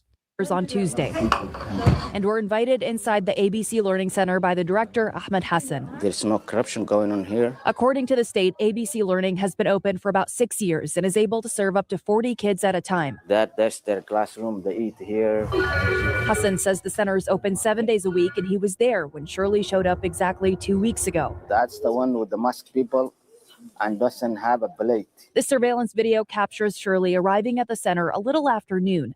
Hassan says he was only there for a few minutes and that he was accompanied by masked men in a vehicle with no license plates. A lot of people are not. So he shows up with two masked men in a car with no fucking plates on it, banging on the door of a child care facility with a camera. And again, two masked men. And he's like, why won't they answer the door? Why won't they open this door? Like, what? Look at the scene, you fucking weirdo. What do you mean? If your kid was in there, would you want them fucking opening the door? You sicko. Yeah, let's just open the door to any random masked man who pulls up in a fucking pickup truck with no license plate. Hey, no red flags on that one, Nick. Jesus. Safe, And again, he shows up at a time, I forget what he said. I think they said he showed up at either 9 or noon. Forgive me if I'm getting that wrong. But if the kids were there from, 6 to 10, and you show up at noon and you don't see any kids, is that strange? Or, I don't know, if it's a child care facility that caters to mainly people that work in the afternoon or the evening, right? And they don't open till 2 o'clock or something like that, whatever the fuck, right? And you went there at noon. Is it strange that you didn't see any kids there and they didn't open the door for you? Or is it just kind of common sense that that would be the thing that would happen? A, as they're not open with the kids there, and B, even more so if they did have kids there, not to open the fucking door for you, you sick bastard. Some people believe him. You know, the viral video was shared everywhere. It's more political rather than corruption. The state says all of the centers featured in Shirley's video were visited by inspectors within the past 6 months. And again, they're using that one, there's a sign there. Hold on, let me see if I can catch the sign. They're using this sign mainly where, learning is misspelt, the Quality Learning Center, and they're using this as like the main justification to prove. But I mean, come on. I mean, honestly, let's fucking be real about it, especially where we understand that different languages and language barriers are in place. I mean, I think we could pull up, if you type in fucking signs spelt wrong, you could pull up about 1.5 billion examples from people all over the country, white, black, Chinese, Mexican, all over the place. Doesn't matter what fucking race or religion they are, of times where signs have been misspelt. I mean, so let's fucking give it a break. I understand the hypocrisy. I mean, clearly I do, of it being a learning center, but let's look at the facts. Let's look at the reality of the matter as well. But that's pretty much what they're, and a lot of these places will say, hey, yes, we got fined. There were regulatory aspects of, I don't know, health and safety or, code violations or timing, whatever it may be, that they did get reprimanded by the state. But it wasn't fraud, right? It's not like they were accepting $2.7 million when they weren't supposed to be. This was like minor infractions that they were reprimanded for, paid fines for. Others that did have more egregious, cases against them, that they were shut down altogether, which is another aspect of some of the places that he went to and they weren't open because they were already shut down per prior investigations, right? It's just crazy. Within the past 6 months, and again this week after the video was published. Get arrested. Bye. Meanwhile, Hassan says he and other employees are receiving threatening phone calls from people across the country. And this is the stochastic terrorism part of it, right? This is the main goal. This is the fucking main outcome of this. It's not the, it's not even fucking for Nick to make money. It's the hate and the anger and to fucking, to direct the ire and the fury of these fucking racist, bigoted pieces of shit that follow Donald Trump and admire the Republican Party still to this day, to hop on their cell phones, to fucking hop on the interwebs, get the phone numbers, start harassing these people, and hopefully they'll pick their stuff up and leave the country. Because Donald Trump's so fucking incompetent, he can't even deport more people than Barack Obama. So what he needs to do is lie and say people are self-deporting. Like that fucking sounds like a real thing. Yeah, people are just going to be, I'm going to pick up and leave out of here. I'm just going to leave everything I know and I'm out of here. Donald Trump said I kind of have to, so I'm going to beat him to the punch. Idiots to think that anybody's doing that, right? And then this is the end goal here. So the people could threaten them, demonize the community, make them feel uncomfortable, run them out of town. This is the end goal. Nothing about it, not fraud, not corruption. Because if that was the end goal, if it was exposing fraud, then we could pull up Nick Shirley's video on Rick Scott and his $1.7 billion Medicare fraud. Or any other instance of fraud that's taking place involving, I don't know, child care facilities or Medicare or healthcare in general all over the country. Because you won't see those represented in Nick Shirley's fucking, database, right? But you will see shit, bigoted, racist shit like this. And this is the end goal. The death threats and the emails and the voicemails that these people are getting now, that's the goal. This propaganda and attacks to stop. We are still waiting on those results. And again, there's this one as well that we could look at. Here's another CNN. We don't have to dive into all of this. There's one aspect where I do believe they contact this asshole Nick Shirley in the streets to ask him just a couple questions. And judging by his response, you can tell that he's fucking just the dumbest fucking, he's just dumb as a stone. He's dumb as a rock, right? Let's jump into this real quick. Again, this is CNN from, I believe, I want to say either this morning or last night, if I'm not mistaken. This was 1 day ago, so it was yesterday. So again, this is CNN interviews Nick Shirley on his childcare fraud claims in Minnesota. This is just a portion of it, I believe. This is MAGA YouTuber Nick Shirley. Back at a daycare in Minnesota, he alleged was a fraudulent facility in a now viral video. If you are going to say this is a left or right issue, but no, fraud is fraud. And so I'm not out here trying to put a twist on things. Shirley's viral video released. He's not out here trying to put a twist on things, but he actively fucking, again, blurred out signs that would have gone against his whole fucking, rhetoric that he was trying to push, his whole agenda. Not only that, but, you can see how he misrepresented the facts when it's like, oh, geez, this was 3 years ago that we found out about this? Well, that's weird, because it's tough to have breaking news from something that broke 3 years ago. That just right off the bat seems a little fishy, right? Didn't CNN have to stop calling everything breaking news?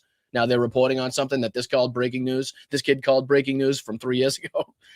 Full circled, CNN. Good job. Idiot. Weekend in which he says he's uncovering tens of millions of dollars in fraud at Minneapolis daycares run by the Somali community was retweeted by Elon Musk and Vice President J.D. Vance. In the video, Shirley tries to open locked doors and talk to people at various daycares he claims are frauds. Did you come during their normal operating hours when you came to visit? I came at 11. That's not the answer to the question. The question asked was, did you come during that specific business's operating hours? And again, there's people online being like, oh, they're open from 6:30 to 6:30 at night. It's like, well, yeah, they can be. Some are. Not every single daycare in the country is open and accepting children at 6:30, right? If I go to work at noon, or if I work the afternoon shift or the evening shift, I'm certainly not dropping my fucking kid off at daycare at 6:30 in the morning. You can be damn sure.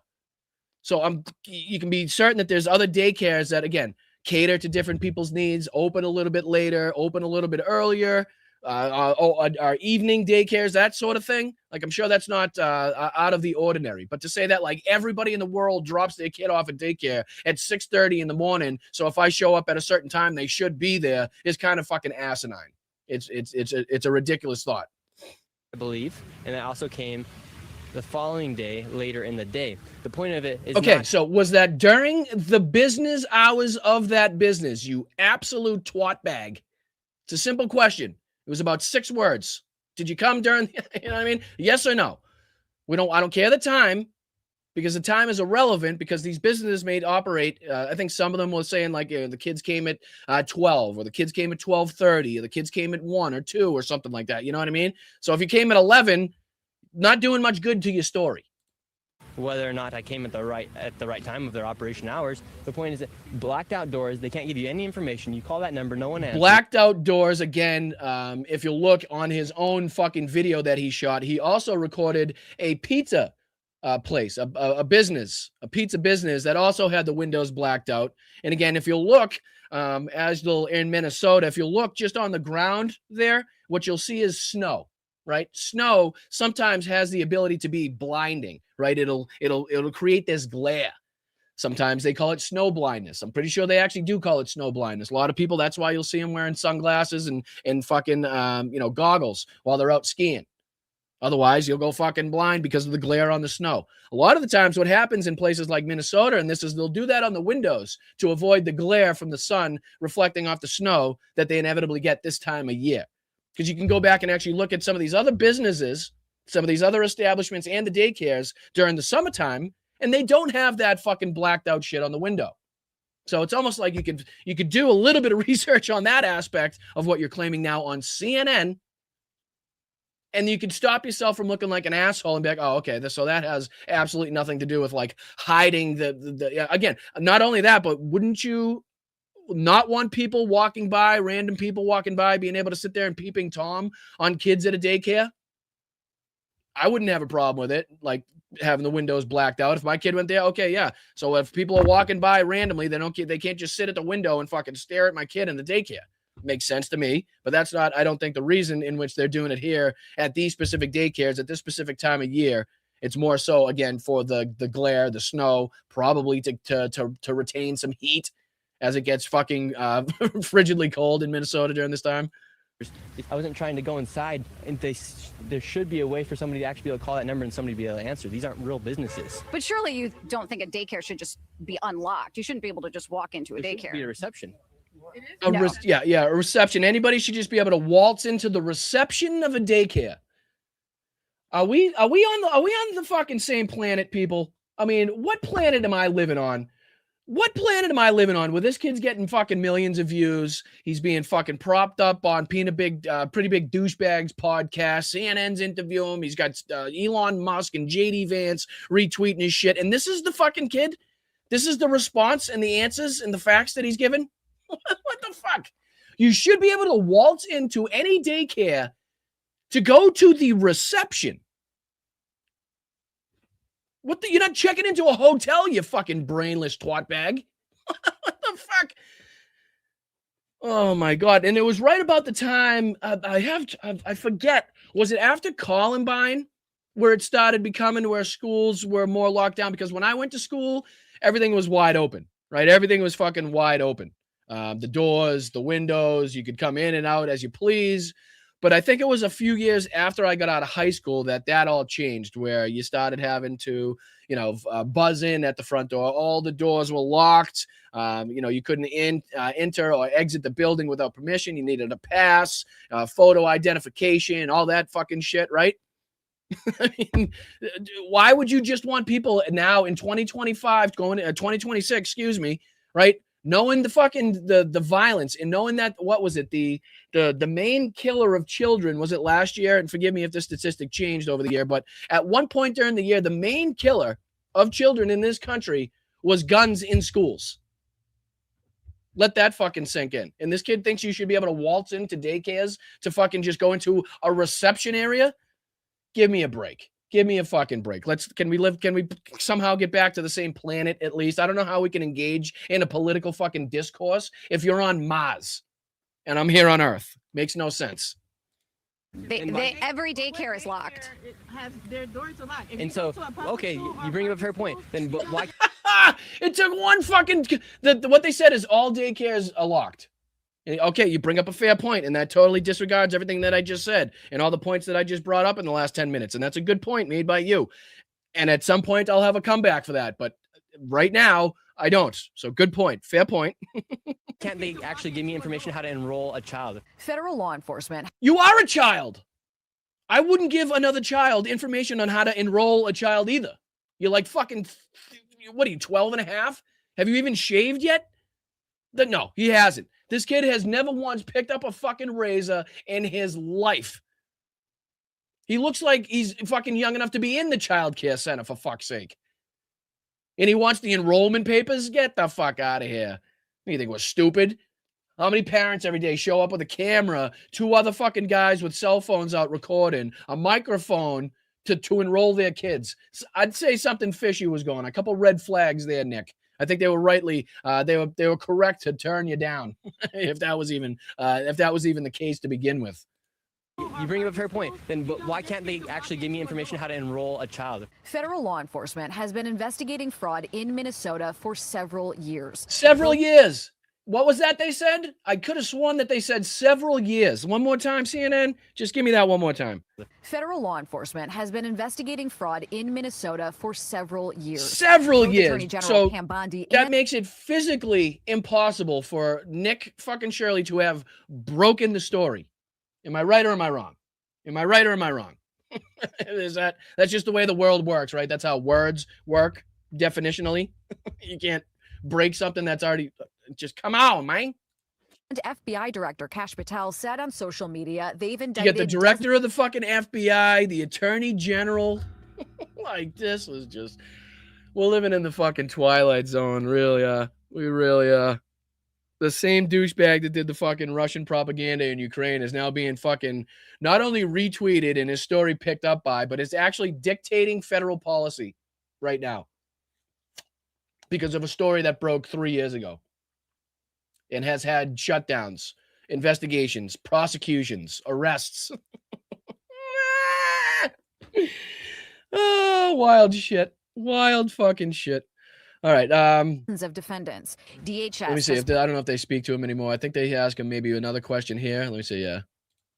For years. And why did I show up one day in Minnesota and go to all these daycares, no children, they're receiving millions of dollars? Hey, the ones you went to were closed. They were the shutdown closed or it wasn't business hours. Next. We uncovered nearly $110 million in fraud in one day. Yeah, that's what you said. That's like just numbers that you pulled out of your ass as to where you're getting the factual fucking numbers from, the statements and the proof to, again, corroborate and confirm. those allegations that you're making, because those are allegations. Again, you, as a journalist, if anybody fucking, again, TYT calling this kid an independent journalist, I almost lost my fucking shit this morning. Almost fucking lost my shit. It's just asinine, right? You typically, if you took a journalism course, or if you had a degree in journalism, or if you had any journalistic integrity at all, you'd probably want to confirm the allegations before you release the video. That's again, I don't know. I'm living in like the real world here, and apparently increasingly less people are living in that same real world. So How do you know that all the allegations that you're making are true? How do I know that they're true? Well, another way you could tell is by how I'm repeating the same question that you're asking me, right? So again, I'm no like language expert, but isn't that a delay tactic? Isn't that how most people say, like, okay, you can tell somebody's getting ready to lie if they kind of like repeat back to you the question that you just asked, because it gives their brain a couple seconds to come up with some, bullshit theory or something that they could fucking, fit in there. So you can see how he's repeating the same questions back to her. We showed you guys what was happening. That is a great question, reporter from CNN. I'll repeat it now so I can give myself time to think and answer that fucking question with more bullshit. And then you guys can go ahead and make your own analysis. We're coming so we can make our. So wait a minute. So the analysis that you're giving us is bullshit, and we should just we are doing our own analysis. The analysis is you're a fucking moron. The story was broken 3 years ago, and you're only using this to, again, demonize and denigrate a particular population of people. That's our analysis here at Blunt Politics. So take it or leave it. An analysis. Are you 100% sure you're true? Yeah, I am 100% sure I'm true. CNN. Yeah, I'm 100% sure I'm true. I don't even know what that means. Yeah, I'm 100% sure I'm true. Okay, good one. Yep. Good English. Good grammar. Good grammar. And there was this other one here, too, that I was going to show, but we're kind of run out of time here. This Adam Mokler's got another one calling out the MAGA fraudster, blows his story in epic backfire. Maybe we'll also save that for tomorrow. But let's dive into, there's two last things I wanted to dive into. Where was that Ukraine? Where was the, maybe we'll do that one, too. All right, so let's dive into this one. And again, this is just a kind of a headline. We'll probably have to dive into somebody else's reporting on this because I don't have a Daily Beast article, but this was pretty funny to see reported. This came out this morning, and this is sick and sleepy Trump, 79, is begging staff for an easier schedule. Oh, the guy that golfs more than anybody in the planet, the guy that spends more time at Mar-a-Lago just fucking living it up next to the pool, having these exorbitant fucking parties and shit, wants an easier schedule. The guy that now starts his day at what? 11:30-ish? He's sundowning by 2:30-ish. And if he's not, he's golfing. That guy wants an easier schedule. Unbelievable. And what's funny here, let me see, because I'm gonna have to find some different reporting on this, unfortunately, because like I said, I don't have, let me see, because there was a couple of these. You got to hear some of the shit that he said in it. Hopefully this has it in there, because he was like, you can tell he's not even speaking English anymore. It's like there's complete sentences have like totally escaped Donald Trump in this aspect. Like, check this out. So this is kind of this is Donald Trump response to claims he fell asleep at the White House events. This is, again, put out this morning here. This is along the similar lines, right? So this is how he talks about how he's even like disregarding his doctor's advice. It wasn't an MRI. It was a CT scan. Like, the whole debacle with his health is going downhill faster than his actual health. And we're going to read about it. So this is why it matters. 79 years old. Trump is the oldest person ever to take office. Questions emerge about his advancing age. Several events. Trump has appeared to have fallen asleep. He didn't appear to have fallen asleep. He fucking fell asleep. Being photographed or filmed with his eyes closed while sitting in a chair. And he does the grandma excuse. He does the grandma excuse of, I'm not sleeping. I was just resting my eyes. Oh, he actually says it. He actually says it. What to know? Trump told the Wall Street Journal in an interview published on Thursday that he didn't fall asleep. He said he'll close his eyes because it's very relaxing to me. Sometimes they'll take a picture of me blinking, and they'll catch me with the blink.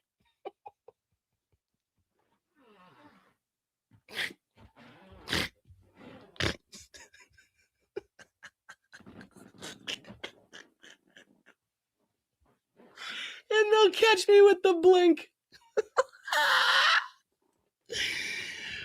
Since when does a blink make you fall back in your chair, quite literally with your hand resting on your head and looking asleep?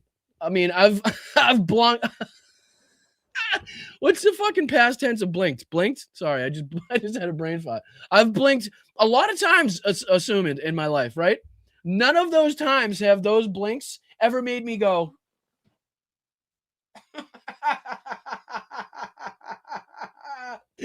Never in my life have I had to blink that hard, right? Has a blink affected me to the point where it fucking knocked me out in place? Like, I understand what he's trying to get across, and this is probably what his team came up with. Like, you know, sometimes you can, and they do this with like, what's a good example? Fuck. They were doing it with like, random Democrats. Remember when Elon gave the Nazi salute, right? And then there was like the right wingers were trying to catch like the freeze frame of any Democrat they possibly could in like a similar position, right? But in reality, if you played the whole video, if you played the context, they're waving to somebody or they're pointing to some, you know what I mean? Whereas again, if you play the whole entire video of Elon Musk and the context of that, it's just literally a Nazi salute, right? There's a big major difference. This is similar. So he's trying to say, like, you know, how you can catch people, you know, if you get that still frame, you catch them looking stupid or weird sometimes. That's what the team has come up with as far as like an excuse for this. It ain't going to fly. It ain't going to fly. Because again, no blink in the history of the world has ever thrown somebody back in their chair and make them fucking pass out. I can tell you. I can tell you right off the bat. You don't need to be a doctor for that one. But let me see, because I think there was another quote of him in here. Or it might have even been a different aspect of that quote. Let me see one more. Let me see if I can go to one more story. Give me one more, because he has. If I'm remembering correctly. Let's see. This is 4 hours ago. Let me see if it was this, because if they have his quote in here, it was something along those lines of catching him in the blink. But I think it was a bit different. Let me see. In retrospect, yeah, so this is how he's saying in retrospect, it was bad because it gave them ammunition. This is Trump saying he should have never taken the health test because it gave everybody ammunition and reason to think that like his health is failing above and beyond the bruising on his hands, which they continue to say is from, now they're saying it's from Pam Bondi. They're actually saying, you know how it was reported the other day that Trump had like a hole in his hand or something like that. Well, now they're saying that it was Pam Bondi's ring, right? A bruise on president's hand. The attorney general scratched him with her ring, it says. You can see it. Hey, I'll make this a little bigger on the screen for you guys, just so it's a little bit easier to see. That's the story they're coming out with now. It's now Pam Bondi's ring that scratched him, that did all this, apparently. A bruise on the back of the president's hand. The attorney general scratched him with her ring.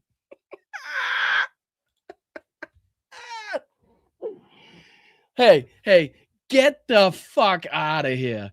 The fucking handshake theory was dumb enough. Now you want us to believe that the entire fucking bruise he's had for the last several months at this point is stemming from one incident where Pam Bondi, I think they say, gave him like a high five or something like that. And somehow the ring on her high five, on her hand, per the high five, managed to cut and bruise the back of Donald Trump's hand so hard that it's been like that since fucking a couple months ago. You gotta be fucking kidding me. Hey, I got something for that. Hey, Trump. Hey. Go fuck yourself. That's ridiculous.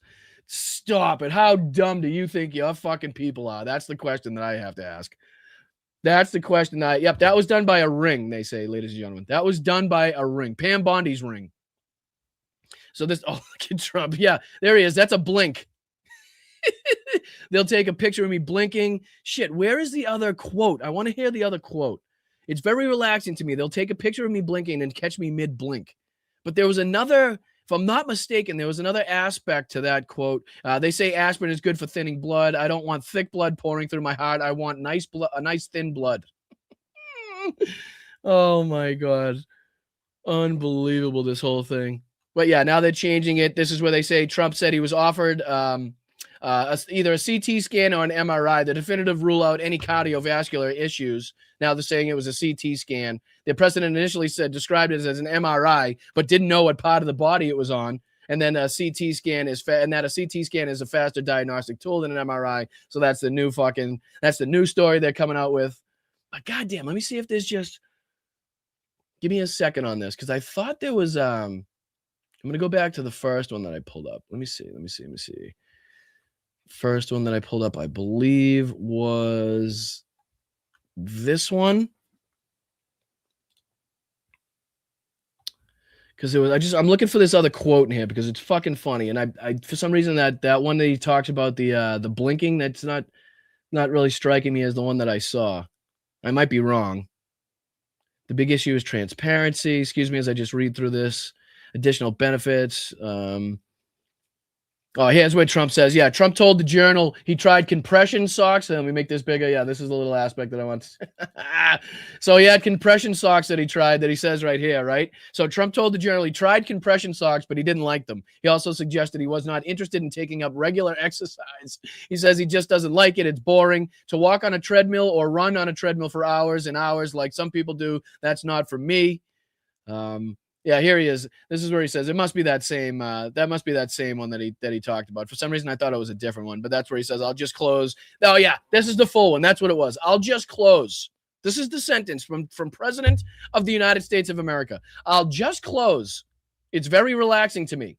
Sometimes they'll take a picture of me blinking, and they'll catch me with the blink. I'll just close. It's not even a fucking complete thought. It's not even. What are we doing here? What are we doing here? Unbelievable. But all right, I'm a little bit over. So just to kind of wrap this up before I let you guys out of here, I just want to highlight another great promotional opportunity, another great opportunity to get involved with contributing to the people of Ukraine. Big shout out to Tom in the chat as well. Thank you for what he's doing here. This is his website at Dagger Stands with Ukraine. Sorry, it's daggercustomapparel.com. Dagger Stands with Ukraine /shop/home. And I just want to kind of like we've been talking about as we're trying to partner up with the 69 Sniffing Brigade. The more and more of these that we can highlight and talk about, the better. Again, he does great work here. I believe it's $10 from every shirt that he sells here goes directly to help the shelter. So far, he's raised $30,000, right? Over 30 grand. And then he tells you here who we're providing shelter for: mothers in difficult life circumstances at risk having their children taken away, mothers with children who suffer domestic violence, mothers with children who are internally displaced, women who are below the poverty line, children from orphanages, elderly single people, children with disabilities, dogs affected by the war. He's got the whole thing here listed. Great people associated. Here's Tennessee Brando. Here's Hawk. So yeah, great people, great cause. So I would definitely advise people to check that out. I know the link's been going in the chat as well. But definitely goes to help a great mission. You've seen me wearing the sunflower shirt before. You can get it in hoodies. You can get it in T-shirts. So again, if we could in any way help and contribute to that campaign, I would very much appreciate it. It says here, $10 from every unit purchase is wired directly to the Misto Dobra. Misto Dobra is the largest orphanage in Ukraine. Please watch the slide below. It says the sunflower is the national flower of Ukraine. Wearing it is one of the perfect ways to show your support for these women and children. Again, this gives the full story and history behind the Misto Dobra. So please check it out if you can, if you will. If you do, please contribute, buy a shirt. Goes to a great cause. And again, please be looking for not only this, but also our, hopefully, fingers crossed, nothing defined, nothing confirmed yet, but hopefully upcoming campaign with the 69th Sniffing Brigade, the NAFO folks, the fellas over there, because I want to help in 2026 any way, anyhow, anybody that I possibly can. Again, whether that's inside the United States or outside of the United States, all of you guys know my passion for history, World War II, and obviously the people of Ukraine. Specifically, so I'm here to help. I'm here to be of any assistance as I possibly can. So thank you to everybody in the chat. Slava Ukraini, Heroyam Slava. I really do appreciate you. There's actually I think I'm actually on here, if I'm not mistaken, on this site. Yeah, here you go. Boston Brian and Blunt Politics. So you guys are already featured on the site. Pro-democracy political videos with an accent and an attitude.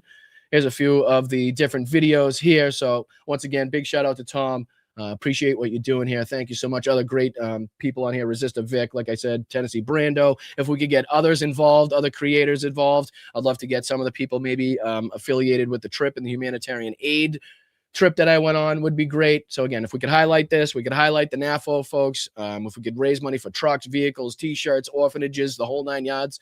I want to do as much as humanly possible. I want to grow this channel as fast as possible. I want to be and have the biggest impact we possibly can, not only going into midterms, but on the world stage, helping all of these different aspects. So it's only with the help of you kind people that I can do that. Once again, thank you very much to everybody who is a follower, a supporter that supports not only the missions that you guys are passionate about, but also the missions that I am passionate about.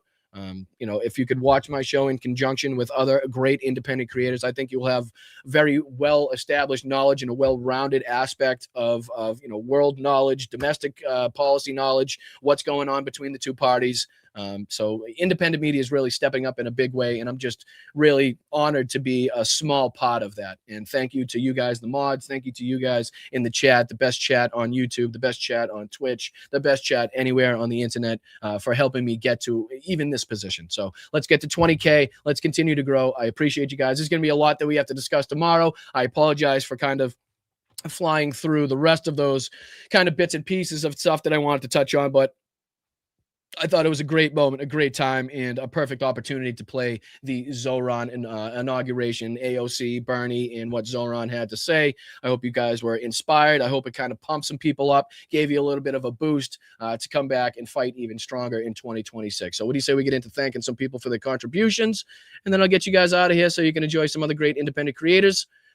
Support the channels. If it's not me that gives you the most bang for your buck, the most value, then please support the person that does. That is the most important thing. Let me see if I can sign in here for the old passwords. Log in. Come on, for crying out loud. All right. I don't know why it signs me out every time. Oh, for crying out loud. Give me a second. Give me a second. So I want this one. All right, I'm in. All right, so I want to say thank you to obviously a few people and Happy New Year to the rest of everybody. So Dame, thank you so much, brother, for the 2026 to be exactly. Thank you so much because he got the year right on. He says, Happy New Year, Brian. Let's start this year off with a bang. Very much appreciated. Thank you so much. Thank you, Linda, as well, for the Happy New Year last night, for the $50 contribution. Elaine for the 20. Allison for the 25. Nancy for the 5. All of you guys were fantastic last night. That goes for Yakov as well. Thank you so much, Peter. Thank you so much, Roxanne, James, Teresa, Jenny Faye, Paul. All of you guys have just been so kind and supportive, and I can't thank you enough for that. Let's see if we can hop over here to the fine people on the old YouTube side of things and start thanking some people over here, and I'll get you guys out of here. What's up, JJ? Appreciate you, bro. Okay, I'm here. Everyone chill the fuck out now. I appreciate you, man. Happy New Year. Happy 2026. I wish you a good year, happy year, healthy year for all of you guys. Thank you so much to Hal and everybody on the Sparklet side of things for the raid. Very much appreciated. Happy New Year, Andrea. Thank you for everything that you do. Appreciate you, Carol. Thank you so much for being here for 9 months. Really is appreciated. Really does go a long way in helping this community. You are very, very, very, very appreciated, Carol. So happy New Year to you. Thank you, Cool Breeze, for being here for 18 months. Let's fucking go. You guys are incredible. I really do. What a great way to start the year. Couldn't agree more, Cool Breeze. Thank you so much to everybody that not only has been here for a long time, but also the new people showing up. Anybody that's willing to give other platforms and other people an opportunity to kind of, bring them into their communities and give them the insights and highlights and the news the way that they present it. I really do appreciate it because I know it's tough finding new people. I know, a lot of people are stuck in their ways. I'm not for everybody. I understand. I just right hand up accountability. I understand that I'm not for everybody. I'm kind of an acquired taste. So I do appreciate anybody sticking around and giving me the opportunity. So Cool Breeze, thank you so much. Thank you so much, Abe. Thank you for the 5 gifted. I really do appreciate that. Not only you being here and contributing, but making sure that other people stay involved as well. So thank you for the 5 gifted memberships. Make sure we're reaching out and thanking everybody contributing to the show, including Abe. Thank you so much. Appreciate you, JJ, again. We love you, you old softy. I know. I'm sorry. That song, man. That song. I don't know what it was. It made me think about family back home. It made me think about fucking the people in Ukraine. It brought up Zelensky's New Year's Eve address. Like everything just kind of hit me all at once. Like the hope and the optimism, the shit that we've been through. So again, my apologies for the outbreak of emotion on that one, but it was not planned, expected, and was definitely kind of a surprise to me as well. But I wear my heart on my my sleeve, as you guys know, and I don't really hide or hold anything back from you guys, and nor shall I. So I appreciate you, JJ. Thank you, buddy. Appreciate you, Chewy, so much, man. 20 gifted memberships. Let's fucking go, dude. Unbelievable. You are just an amazing member of this community. We thank you so, so much. I hope you have a wonderful 2026. Thank you for spending time here with me. Thank you for spending time here with the Blunt Politics community. Thank you for the gifted memberships. We really do appreciate you, Chewy, man. Thank you, dude. Who's next? Let's see here. Bingo. Thank you, Bingo, for the $5 super sticker. We appreciate you. Thank you so much for being here. Hope you have a wonderful new year. Hope you have a great, happy, and healthy 2026. And we appreciate you for spending at least some of that time here at Blunt Politics. It really does mean a lot. So thank you so much, Bingo. Thank you, Carol. Again, we really do appreciate it, man. Give it up, lovely people. New York City has a beautiful and thoughtful first lady. Absolutely, right? Absolutely. I mean, you can see how much she cared about the moment. You could see how proud of Zoran she was. Right, you could just see it in her eyes because you could tell it was a look that you've never seen from Melania towards Donald Trump. That's how you know it was sincere, and that's how you know it was caring and love and compassion and empathy, right? That's just because you've never seen it from the other side. So, Carol, you're 100% right. Can't agree more. Thank you so much. 2 Carols in a row. Thank you for the 5 gifted memberships. You guys are unbelievable. You guys are unbelievable. I appreciate you. Happy New Year, Carol. Thank you so much for getting other people involved. I wish you well. Have a wonderful day and a happy and healthy New Year as well. Thank you, Jen. I hope you're feeling better. They have both a Bible and a Quran. Was that did I miss that? Was that something during the Zoran speech? My apologies, but I do appreciate the contributions. Thank you so much for your contributions as a mod as well. Very helpful to the channel. Couldn't do it without you guys. So I very much appreciate it. JD, viva la revolution. Viva la resistance. I appreciate that. Resist, JD, going right in the swear jar as it always does. Can't thank you enough for your contributions. Thank you, Loretta, for becoming a new YouTube member. As we continue to grow this platform, grow this community, it's very touching. It's very fulfilling to see new members continue to sign up. So thank you, Loretta. Thank you to anybody else signing up as well. George, thank you for being here for 14 months. OGs, new people. It's just good to see a community being built around such positivity, such, the people on the right side of history. And I will for forever till I go to my grave believe that we are on and fighting for the right side of history. Because that's what everything historically has proven and told us. But thank you, Jorge. Appreciate you, brother. Happy New Year to you. I hope you have a great one. I hope you have a fucking happy and healthy 2026. And thank you for spending some of your time here with me. Thank you for the 2026, Mimi. I see what you did there. Thank you so much, Mimi. Happy New Year to you and yours, from me and mine. I really do appreciate you spending some time here at Blunt Politics. I appreciate your contributions, being on the right side of history, your passion, you're upholding the democratic ways and values all over the globe. It means a lot that you guys fight so compassionately. It does. It's very fulfilling. I know I said that, but it is very fulfilling. So, Curious Cat, that goes for you as well. Thank you so much for the 5. I appreciate you. It's only a great show because you guys make it a great show. And without you guys, I'd just be sitting here yapping into the fucking wilderness. So thank you, Curious Cat. I appreciate you more than you'll ever know. Thank you, Carol. Again, sentiment from the crowd here in the chat. Saad, Gillibrand, and Schumer. Sentiment corroborated, seconded on that one. Carol, do appreciate you. It is time for some new leadership. It is time for a new path for the Democrats. It is time for it is time for a new day, a new dawn, as people were saying in the chat earlier. And I'm fucking here for it. So let's go. Tahame, what's up, brother? What's going on, my man? How did you manage to get a picture of your dog taking a shit? That is a great picture.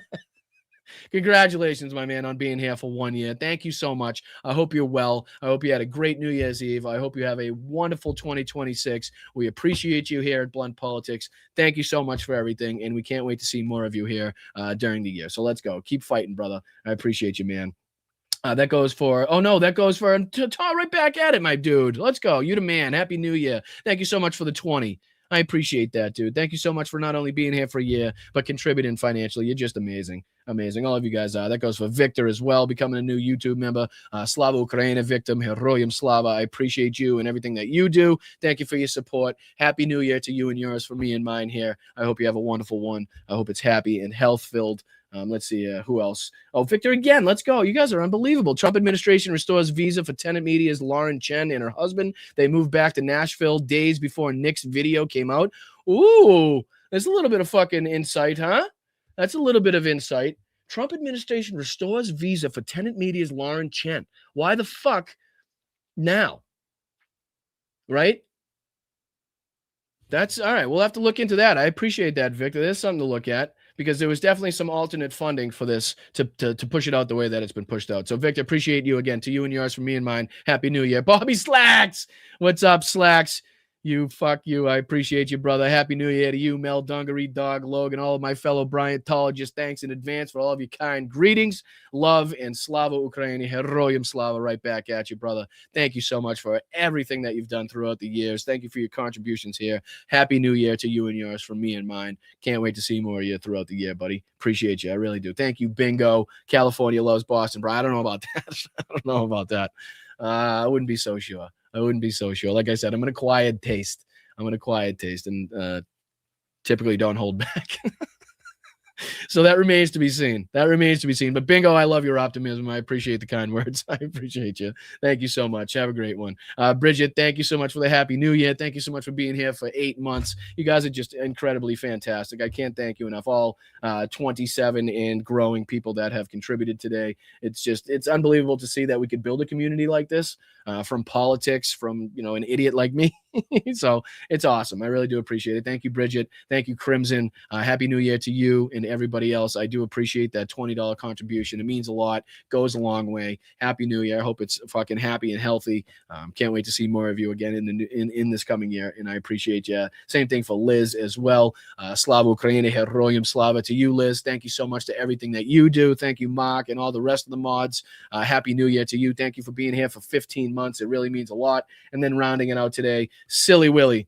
Thank you for being here for 8 months, brother. Happy New Year to you, and also from the chat and from everybody here at Blunt Politics. Happy New Year. I hope you have a great one. I hope it's happy and healthy and joy-filled. Thank you to the whole community. Thank you to everybody on the left side of politics, and thank you to everybody that fights for democracy, fights for Ukraine, fights for the Palestinian people, says fuck ICE, fuck Donald Trump, right? I appreciate you guys. Let's keep fighting. Let's continue this passion. Let's continue this momentum, regardless of who it's for, what it's about. Let's harness it and use it to the best of our ability. And I'll see you guys tomorrow. We'll cover the stuff that we didn't get to today. I thank you guys. I appreciate you guys. Hit that like button on your way out, please, if you didn't do it on the way in. And again, try to help us get to 20,000 subscribers. Sign up on Twitch. Sign up on fucking Instagram, Facebook, YouTube, whatever platform you use. Make sure you like, sign up, subscribe, whatever it is. I appreciate you guys. I'm Boston Brian. Stay loud, stay proud, stay aggressive, but keep your head on a swivel, guys. Make sure you're staying safe out there. I appreciate you. Once again, Happy New Year. I hope you enjoy it. I hope it is, again, joy-filled. I hope it is filled with nothing but health, good health and good vibes, friends, family, and love for everybody here and everybody that's even not watching. So thank you, guys. I appreciate you. To you, your loved ones, your pets, your fur babies. I love you. I appreciate you, and I'll see you tomorrow. Thanks, guys. Bye-bye. Now it's one of these buttons. I appreciate it. I think.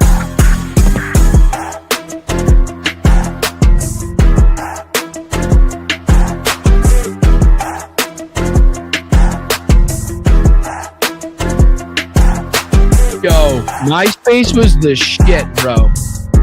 Come on, to have a fucking like an intro song to the social media page was the best fucking idea. I don't know why nobody's brought that back. Fucking hashtag bring back MySpace. That's what I want.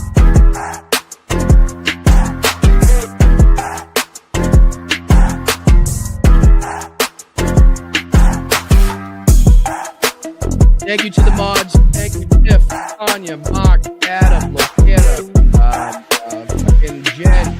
Don't forget people. Rock. Who might forget? Ilyosha. All of you guys.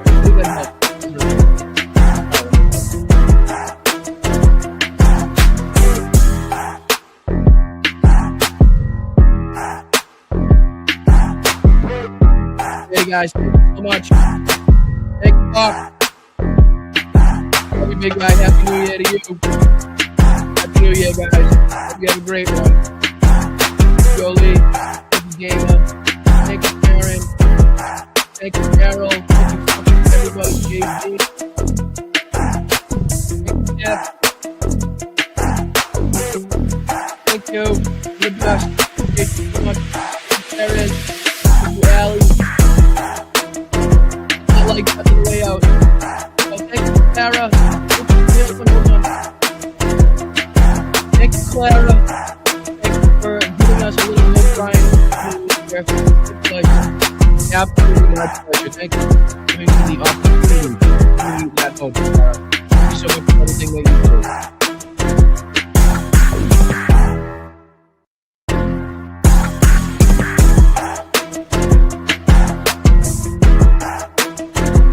Thanks, Chris. Thank you, Queen. Big bro. Somebody said, is that a Trump statement or is that real? Nothing bad can happen. It can only good happen. Somebody said, is that a Trump statement or is that real? For minors, do we love minors? I love minors. Somebody said, is that a Trump statement or is that real? The kidney has a very special place in the heart. It's an incredible thing. Somebody said, is that a Trump statement or is that real? It's a new form of vicious violation to our country. Somebody said, is that a Trump statement or is that real? And God bless the United Church. You know, they're just getting acclimated. You know what that means, acclimated? Water coming here is dead. When you ran out the healthy arms, you ran out of really healthy. They had great arms, but they ran out. It's called sports. It's called baseball in particular, and pitchers, I guess you could say, in really particular. You'll have a group of Venezuelan killers, street gangs, occupying the town with MK-47s. I know that gun very well. I got to know it very well. I've become an expert on guns. Eating the dogs, the people that came in, they're eating the cats, they're eating the pets of the people that live there. Oh, get those lights off! Off! Turn them off, they're too bright, turn them off! Call them dumps, big massive dumps. Vagina. Or go fuck yourself. Venezuela. Did you just see Venezuela? It's unbelievable. What uranium is, right? This thing called nuclear weapons and other things. Like lots of things are done with uranium, including some bad things. We've endorsed JP, right? JD Mandel, and he's doing great. How do you lie to the FBI and now you're running for president? Seriously, how do you lie to the FBI and now you're running for president? Army manned the air. It ran the ramparts. It took over the airports. It did everything it had to do. We're a nation that just recently heard that Saudi Arabia and Russia will repeat your... Oh. I am the chosen one.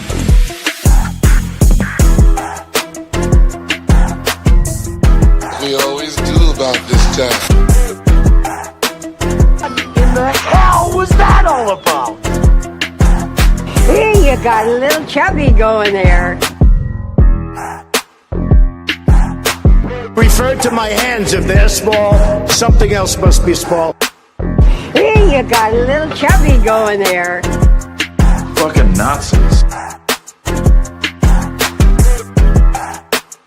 I'm standing up here bashing the living shit out of Nazis. I'm standing up here bashing the living shit out of Nazis. No, get those lights off! Off! Turn them off, they're too bright, turn them off! Gettysburg, what an unbelievable battle that was. The Battle of Gettysburg, what an unbelievable, I mean, it was so much and so interesting and so vicious and horrible and so beautiful in so many different ways. It represented such a big portion of the success of this country. Gettysburg, wow. I go to Gettysburg, Pennsylvania to look and to watch. All right, guys, I'll see you later. I'll see you tomorrow, 2 p.m. on the East Coast, 11 a.m. here on the West Coast, just like today. I'll see you guys. Take it easy. Take it hard. Appreciate you. The big, fat, sloppy